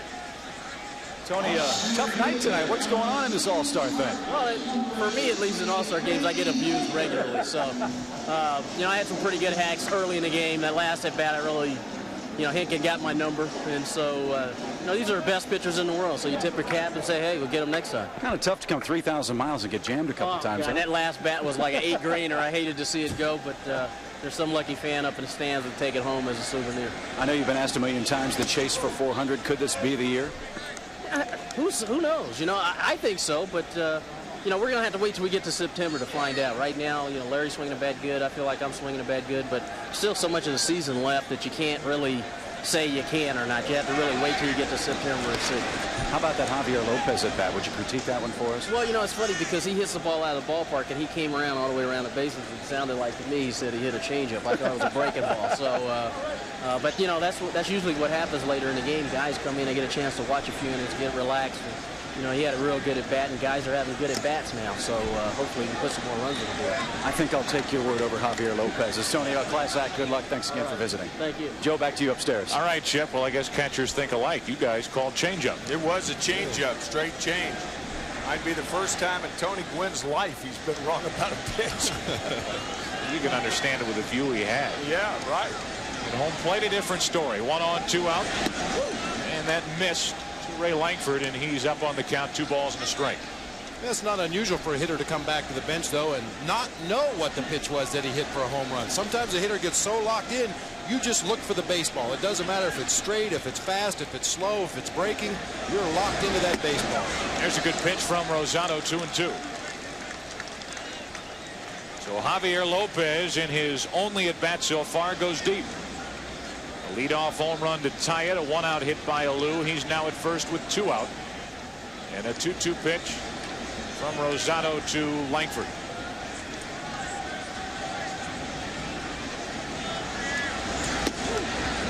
Just missing the outside corner, and now a full count. You might have been able to see that tape on the right hand, the throwing hand of Javi Lopez on the bench. You get a good look at that last pitch. Fastball on the outside part of the plate. But Lopez wraps the tape around the upper part of his right hand on the fingers there. It does not affect his throwing, and it allows the pitcher to see the signs much better. Sometimes the shadows in these ballparks, it's hard for pitchers to see the signs. With Alou running on 3-2, Langford draws a walk, and that is the 4th walk handed to the National League tonight. So it's 2 on with 2 out, and we'll tell you about intensity. Dean Koontz's #1 bestseller. It's now a world premiere television event. You don't know what fear is until you experience this kind of intensity. Coming Tuesday, August 5th to Fox. A lot of scary players in this ball game. None more scary than that book into a movie on Fox. 2 on, 2 out for Royce Clayton. So from one Cardinal to another, and ball 1 high from Rosado. First at bat for Royce, who was a late addition. He took over the spot left when Barry Larkin said he could not go. Lauser took his spot in the starting lineup, and now Clayton takes his roster spot. 2 on, 2 out. 2-0. Well, a great scene down in the National League clubhouse today. Barry Larkin, you mentioned, injured, not able to play, and Royce Clayton lockering right next to each other, talking about hitting and martial arts, talking about balance and how you keep under control. You control your body. Don't get out there and get fooled by off-speed pitches. Wax on, wax off. Wax on, wax off. Hate the thing. Clayton a big rip on 2-0. Now 2-1. Well, here's a guy who's added to the roster late. We've talked many times on our Saturday broadcast about Clayton and how he handled himself last year with Ozzie Smith and his farewell tour. Handled it better than anybody could have ever expected. And now playing every day for Tony La Russa. That's out of play. 2-2. Really is a credit to the kind of young man that Royce Clayton is. Very strong individual. Thrust into a very tough situation. It would have been easy to say the wrong thing or do the wrong thing, but Royce kept his wits about him and just said he wanted to go out and play ball, help the team win. All those good cliches you hear, and he just went about his business. 2 men aboard for Clayton, trying to put the National League out in front. They've tied it here in the 7th. And a pretty good at bat. Stays 2-2.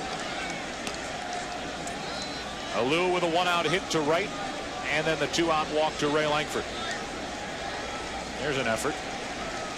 You make the effort, we'll put you on. It worked. Put that thing back in his pocket. Is that Fax or Fox? That's a good question. 2 on, 2 out, 2 balls, 2 strikes on Clayton. Now 3-2, and Rosado's had a rough inning. Runners will go with this next pitch. Womack hoping to get his chance. He's on deck.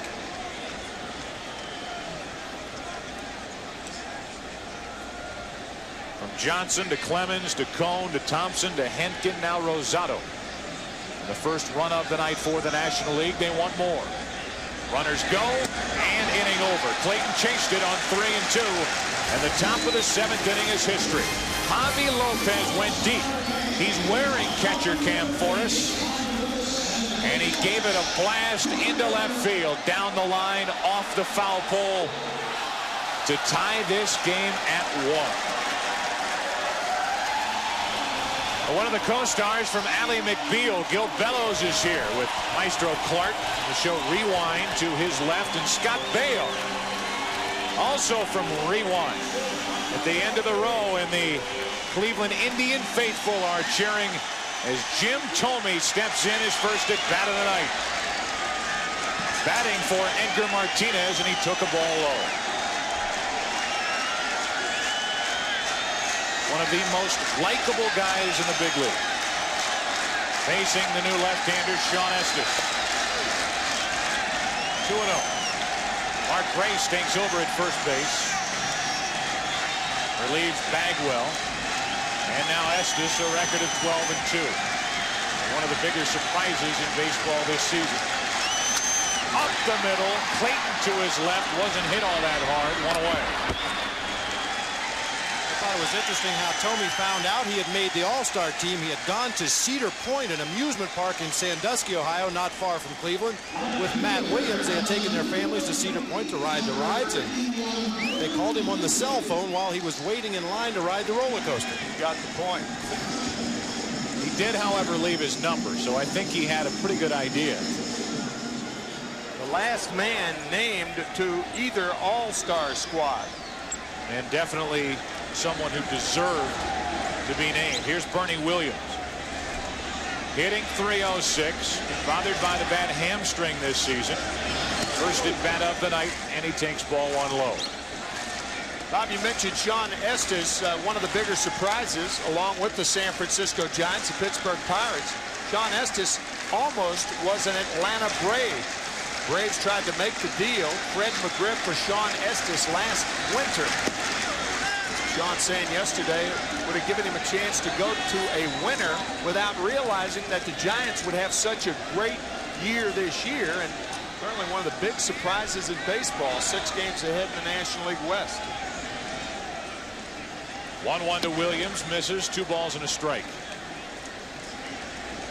Dusty Baker has done a terrific job at San Francisco Giants ball club.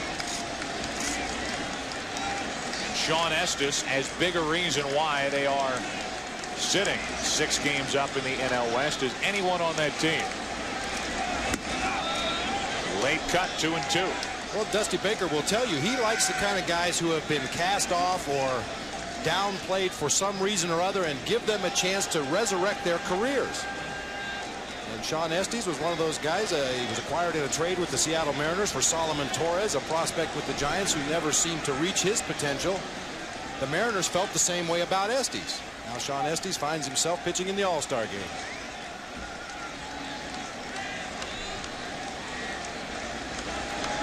Two to Williams.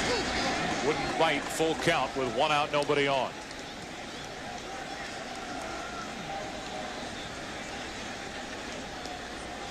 Dusty Baker likes those cast-offs. You can say the same for Philippe Alou up in Montreal. He tends to end up with the same players. There's Dusty Baker on the right. Very proud of Sean Estes, who pitches here in his first All-Star game. And the ultimate of irony, Solomon Torres has been with the Expos this year. Did not work out up in Seattle.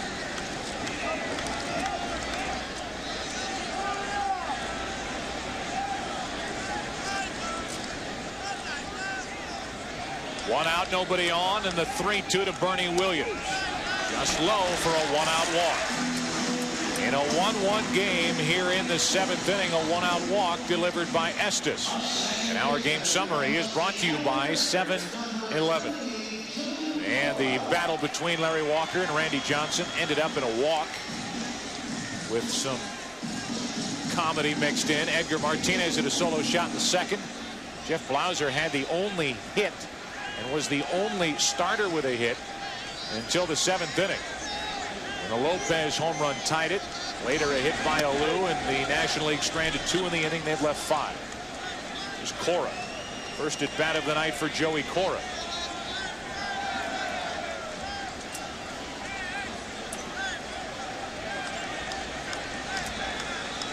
Giving the Mariners exactly what they need at the top of their lineup. He shoots one into left center field. Back near the wall is Finley. Williams will tag but not advance. 2 out in the inning. Little Joey Cora just got under it. And with 1 on, 2 out. Here's the 2nd out of the inning. Joey Cora not known for his power. Just got under that a little bit. Otherwise, he would have had that ball into the left field seats. If you could will it out of the ballpark, it would be in the seats right now. And a big round of applause for Sandy Alomar Jr. He has a 30-game hitting streak alive and well. And he takes a ball just outside from Estes. Only one other catcher in Major League history has hit consecutively in more games. That was Benito Santiago back in 1987. 1 on, 2 out. Alomar leading the league in hitting a 1-ball, 1-strike count as rain starts to fall here in the 7th inning. There's the streak, Sandy Alomar. The next man on the list is the top man on the list. Santiago is a rookie in '87.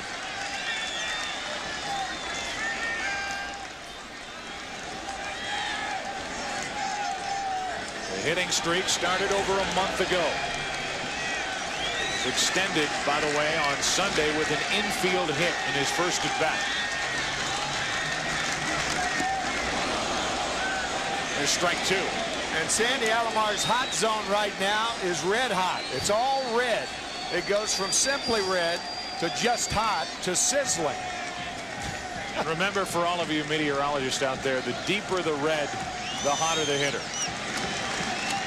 And here is Alomar with 1 on, 2 out, backed up with a ball and 2 strikes. That gets away from Lopez, and the go-ahead run down to second with 2 out.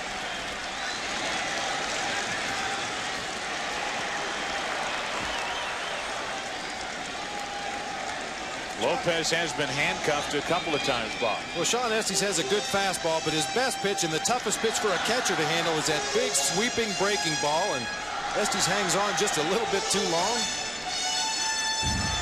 And the mask hit the ground there. That wasn't Javi, right? I hope not. No, he got rid of the mask. And the camera. 1 on, 2 out. Go ahead run at second for Alomar.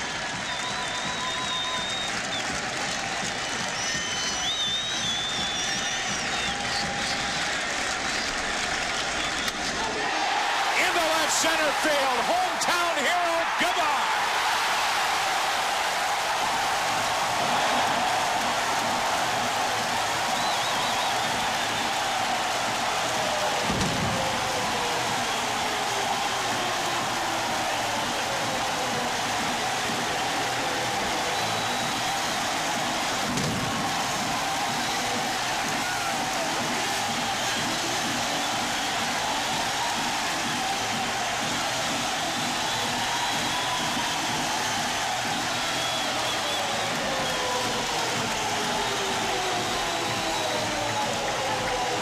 Told you he was hot down and out over the plate.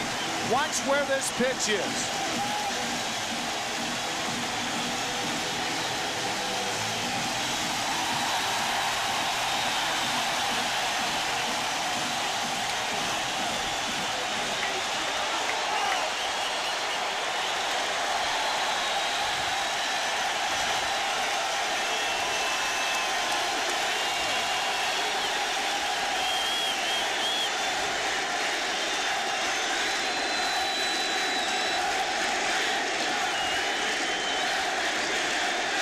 Another look at it, a breaking ball from Estes out over the plate and down, as Timmy said. Allows Sandy Alomar to get full extension, and the fans love it here in Cleveland. With a chant of MVP, few pay attention to the at-bat by Jeff Cirillo, including Sandy Alomar Jr. What a season, 1997 for Sandy Alomar Jr. 2 balls and a strike on Cirillo. What did his teammates think of the go-ahead home run?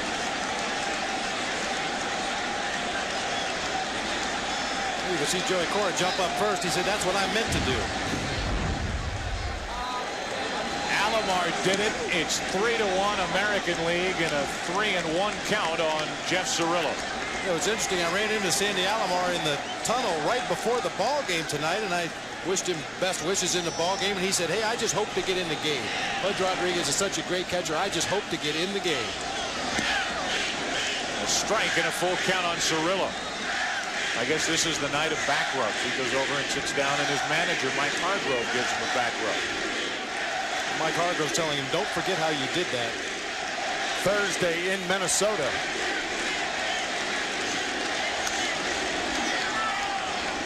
Still 3-2 on Cirillo.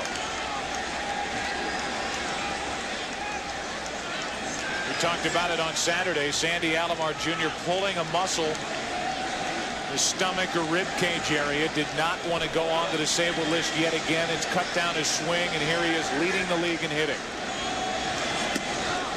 Inning over, but not before major damage.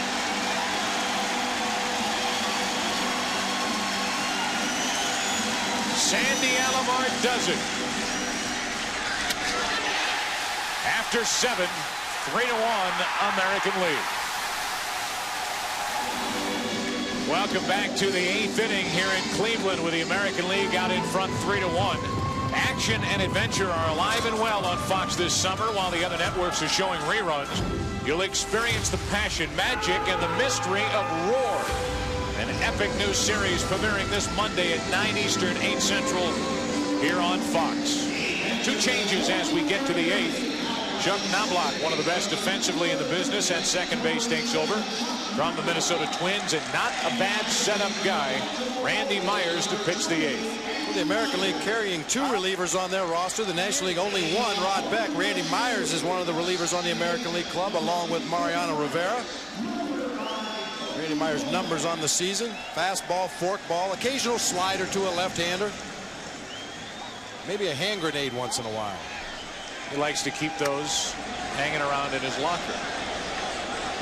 Randy Myers is not all there, and he'll be the first to tell you. Here's Tony Womack leading off in the 8th inning. So his first at bat is to face a left-hander Myers.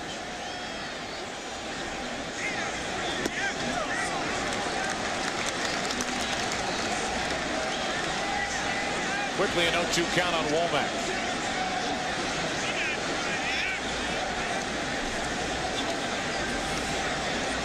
Leading off and wouldn't chase, 1-2.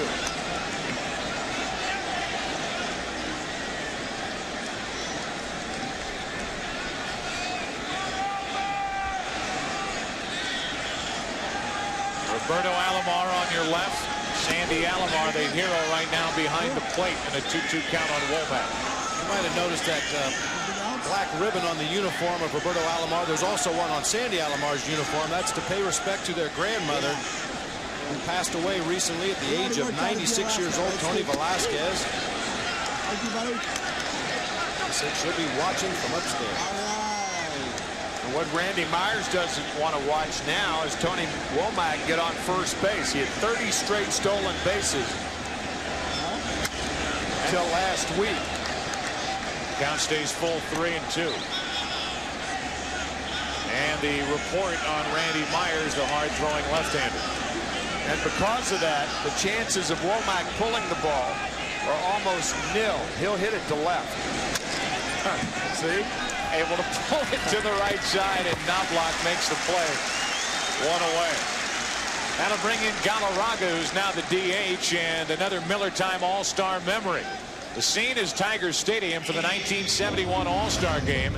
The AL trailing 3-0 until Oakland's Reggie Jackson hit this 520-foot home run that struck the light tower atop the right center roof off the Pirates' Doc Ellis.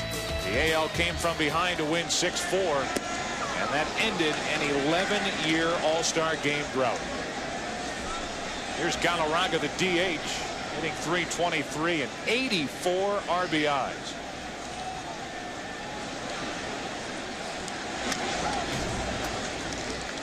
Quickly an 0-2 count. Earlier this season down at Pro Player Stadium in Miami on May 31st in the 4th inning against Kevin Brown, Andres Galarraga 529 feet into the very top deck, leading the Rockies to an 8-4 victory. But here, a little off balance and a punch out for Randy Myers, 2 gone here in the 8th inning. That's the one thing that has made Randy Myers much more difficult this year than in past years. Control of the changeup. For 8 years, all he threw was fastball, slider. And with Ray Miller as the pitching coach and doing such a remarkable job, that changeup has served him well this year. 2 out, nobody on for Finley. And all of this, you would imagine, in an effort to set up Mariano Rivera. So a bleak picture for the National League, the final 2 innings. Myers has gone through the first 2 here in the 8th and now gets the pleasure of dealing with a left-hander. Strike 2. Talking about a guy in Randy Myers who has had a wonderful career, 30 or more saves for 5 different teams. Cincinnati, the Mets, San Diego, Chicago, and of course the Orioles. 1-2 on Finley. He was part of that nasty boys bullpen in Cincinnati, along with Rob Dibble and Norm Charlton. It's quite a weapon for a manager to have 3 closers coming out of your bullpen. Ball and 2 strikes, and Finley wouldn't chase it. All that Cincinnati team did was sweep the highly favored Oakland Athletics in the 1990 World Series. 2-2. Finley stays alive. And he talked last year about the New York Yankees. Joe Torre will tell you it was a 6-inning game. The opposition wasn't ahead after 6 innings. Mariano Rivera for 2 innings. John Wetland to save it in the 9th inning. Here's Mariano Rivera getting ready to save it for the American League. And of all people, Jose Rosado, who's given up the only run tonight. Myers strikes out Finley over the outside corner. We go into the bottom of the 8th inning. Griffey will bat. American League out in front by 2. Well, with the rain lightly falling here in Cleveland, a couple of changes for the National League as Charles Johnson, as good an offensive catcher as there is in baseball, takes over behind the plate, and he catches the right-hander Bobby Jones. Bobby Jones 12-5 on the year. That's incorrect. He's not 12-2. 3.08 ERA. And a grounder to first, picked up by Grace, but a foul ball.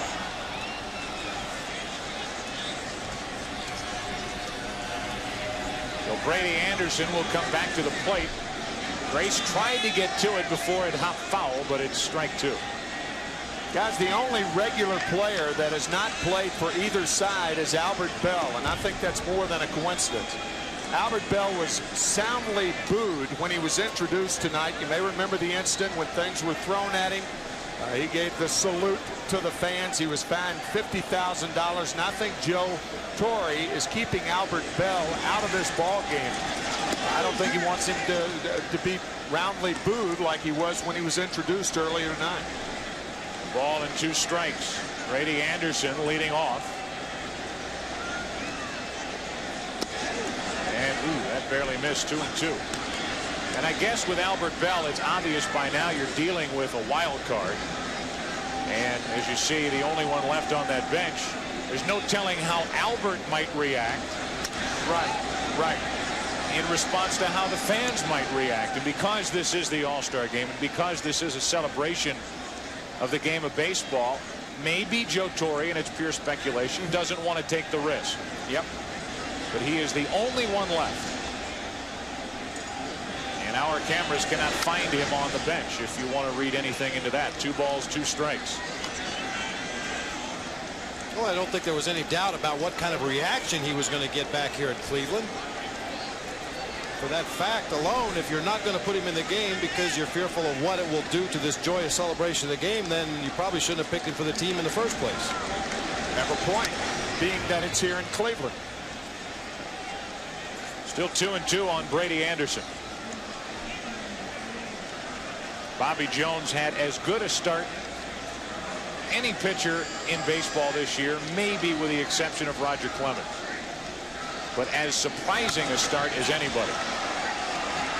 Backing out of play, and Tim, you get a chance to watch those Mets, and while before last year we heard of those top 3 guys, Wilson, Pulsifer, and Isringhausen, Joe McIlvaine on your right, the general manager of the Mets, has to be thrilled to death with what he's getting out of Bobby Jones and others. Out of that 25-man roster, Bobby Valentine, one of the more underrated jobs in baseball that he has done with the Mets over the first half of the season. They're only 2 games behind the Florida Marlins in the wild card race in the National League.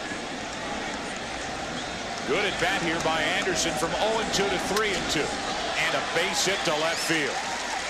Brady Anderson is 2 out of 4. He's doubled and now singled, and a good start to the 8th inning for the American League.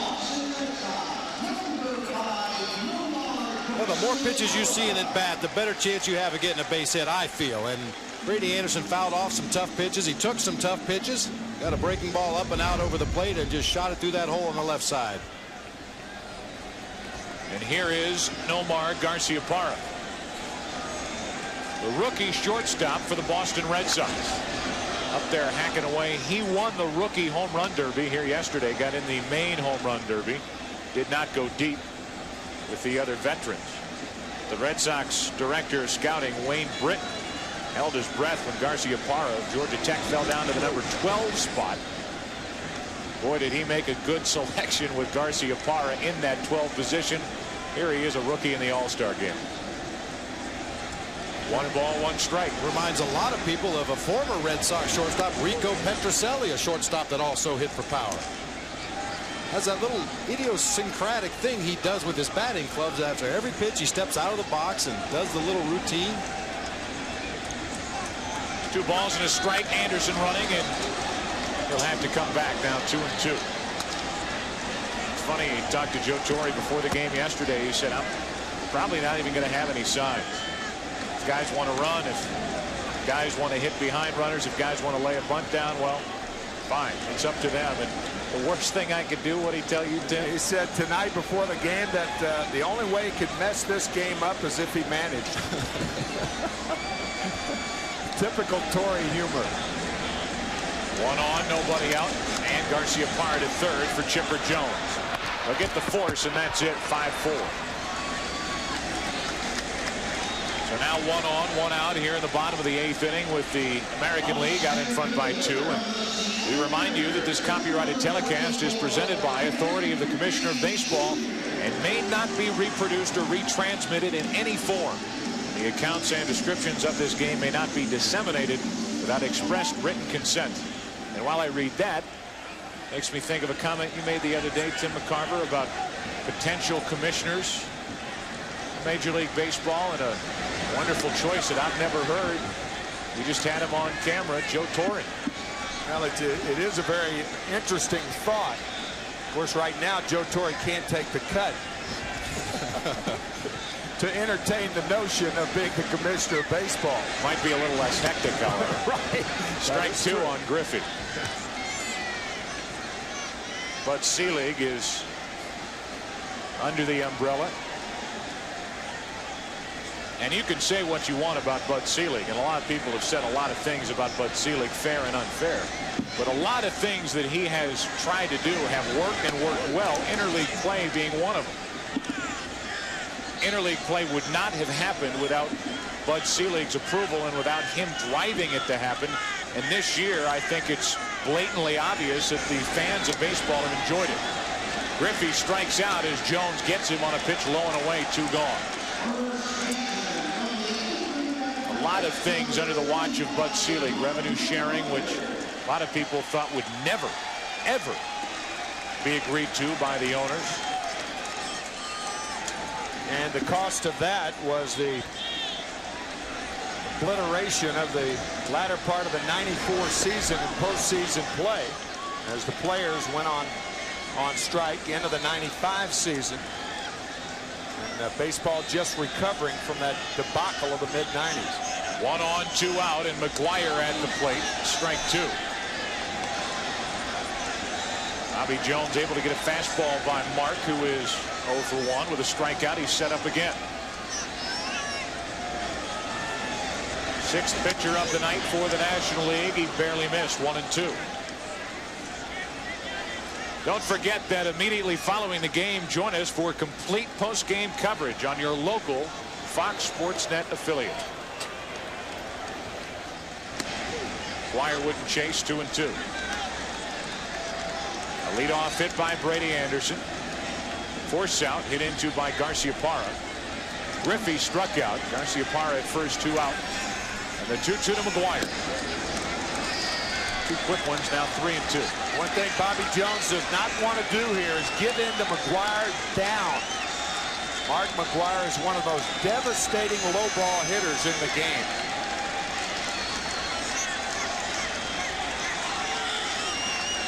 Runner will go. And he got him. McGuire is 0 for 2 with a pair of strikeouts, and we head into the 9th inning. Last chance for the National League. They'll face Rivera, 3-1 American League.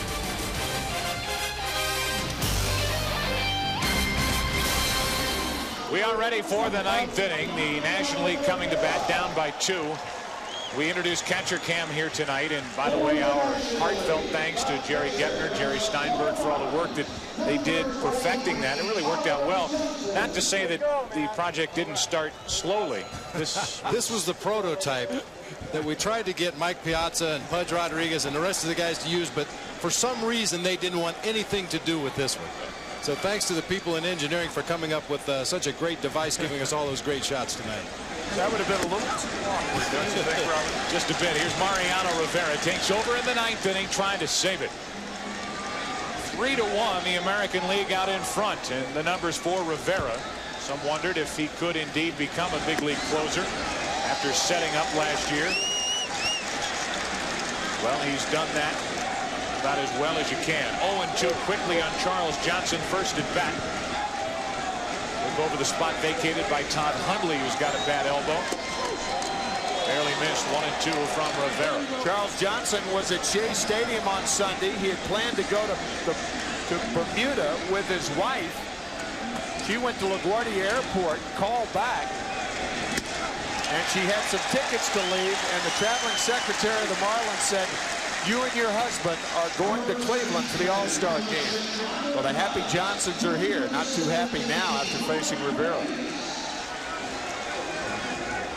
So they missed a trip. Charles Johnson comes to Cleveland, and he strikes out in his only at bat in the 9th inning. National League down to their final 2 outs.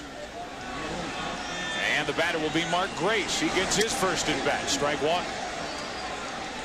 And for all of those National Leaguers who have heard tell of Mariano Rivera, here's your chance, and I hope that Mark brought another bat with him to Cleveland. Well, there's Cora Cam. Camcorder. He's going to take home some of his own memories of this All-Star game. By the way, a very good first inning of work for Randy Myers. Perfect with 2 strikeouts. To the right side, McGuire. Quickly, 2 up, 2 down. And we need to show you our Red Lobster catch of the day. Tim talked about it. You'll watch Alomar look to second, think better of it, and get the out at first as he got Biggio way back in the 3rd inning. And that is our Red Lobster catch of the day. 2 out, nothing shaking for the National League. They right now have a 3-game winning streak in jeopardy.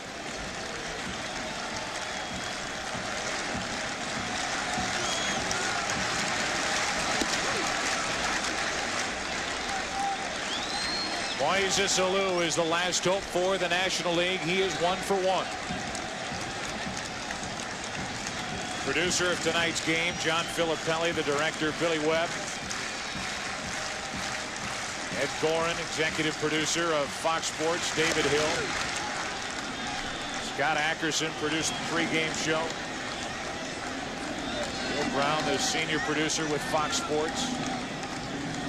Lance Garrett, Kathy Hunt, Carol Langley, Steve Horn, Barry Landis. Thanks to one and all who helped bring the 68th All-Star game to you. 2 balls and a strike with 2 out, nobody on here in the 9th inning. National League batting and down by 2.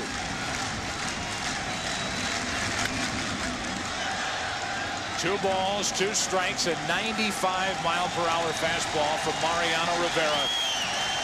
And the crowd here at Jacobs Field hoping that there's only 1 pitch left.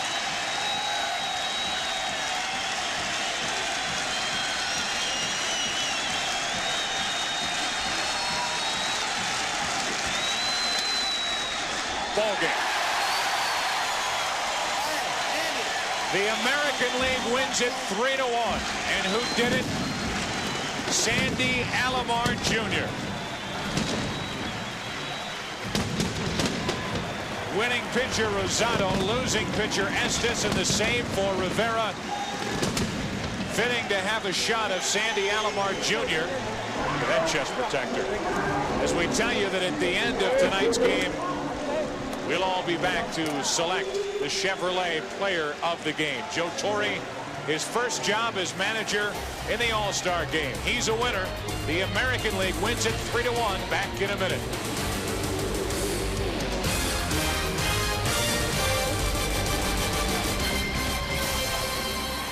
Welcome back to Cleveland, where the American League wins it 3-1. And tonight's genuine Chevrolet player of the game, the 1997 All-Star Game MVP, is Sandy Alomar Jr.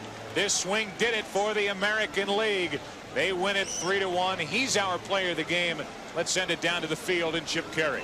Hey, Joe Buck, thank you very much. I'm here with Sandy Alomar Jr., who is the MVP of the 1997 All-Star Game. I'm also here with the chairman of the Executive Council, Bud Selig.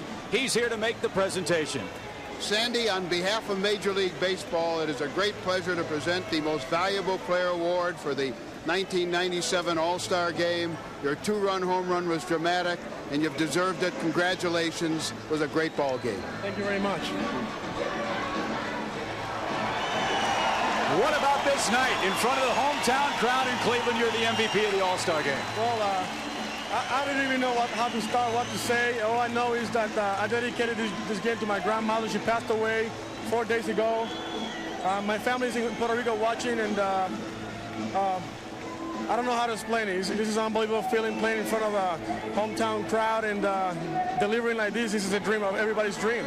You have been hitting and hitting and hitting a 30-game hit streak, and you keep it going, so to speak, with a home run here tonight. Well, I've been feeling pretty good. I thank God for giving me health. The whole year I've been healthy, and I told a lot of people if I was healthy that I was able to perform. What about the pitch you hit from Sean Estes? What was going through your mind when you made contact? I'll tell you what, the guy has a nasty curveball, so I was just trying to stay back. I didn't even know what I hit. I didn't even know if it was a changeup or a fastball. I knew that I made good contact in front of home plate, and the ball took off out of the bat pretty quick. And last, what about these fans here in Cleveland? Oh, they're incredible. They've been hungry for this situation, for the All-Star Game. They've been talking about this the whole year, and this is a gift from God. I'm telling you, they've been outstanding. You are the MVP of the All-Star Game. Sandy Alomar Jr., congratulations. Thanks for being with us. Thank you very much. All right, he's the MVP, the hometown hero, Sandy Alomar Jr. with the hardware. Joe Buck, let's send it back to you upstairs. All right, Chip, it's tough not to smile along with Sandy Alomar Jr. What you see is what you get with Sandy Alomar Jr., a wonderful person, part of a wonderful family. Sandy is the first Indian to win the All-Star MVP award. Back with more in a minute. A 3-1 win for the American League. Standing by with another hometown hero, first baseman Jim Thome, is Steve Lyons. All right, we're down in the American League dugout with Indians. Jim Thome. Jimmy, you were a late addition to this ball club. You got to tell me what kind of feelings you had when you went to the plate with the ovation in front of the hometown crowd. Well, I mean, it's definitely something indescribable just to be here and participate and watch, Sandy do great, and it's awesome. I mean, this ballpark and the fans, I think they've done a tremendous job at coming out and supporting us, and they showed America why tonight. Sandy Alomar is the MVP, teammate of yours. You got to feel that kind of pride just being on the same ball club. Well, yeah, definitely. I mean, he probably had a lot of the same feelings I did because of the crowd. They cheer for you, and to produce like that's awesome. I mean, Sandy's having a magical year, and he proved it tonight. He's really going out and relaxing and just letting it happen. Now, you are a big fan of our helmet cam down here, watching the replays. Tell us what that looked like to you being a player. Well, it's definitely, I think it's a new thing to baseball. It's a little different, and I think it'd be nice to have it for the next couple years, whatever, and let it go on. I think it can help hitters out and pitching. 24 big home runs for you so far this year. What do you think this ball club needs in order to continue the success they're having in the second half? Well, I think, number one, we got to get consistent pitching. I think our pitching has to get consistent. The Cleveland Indians are always going to hit. And when we don't hit, it seems like our pitching comes through, or we don't hit, or vice versa. So I think if we're going to compete and go to the dance, I think we got to go out and get another pitcher. All right, Jimmy, congratulations and good luck. All right, guys. Joe, back to you guys up there. All right, Steve, thank you very much. And our thanks to Jim Thome. Congratulations to Sandy Alomar Jr. and the American League. A 3-1 win. We'll wrap it up when we come back to Jacobs Field in a minute.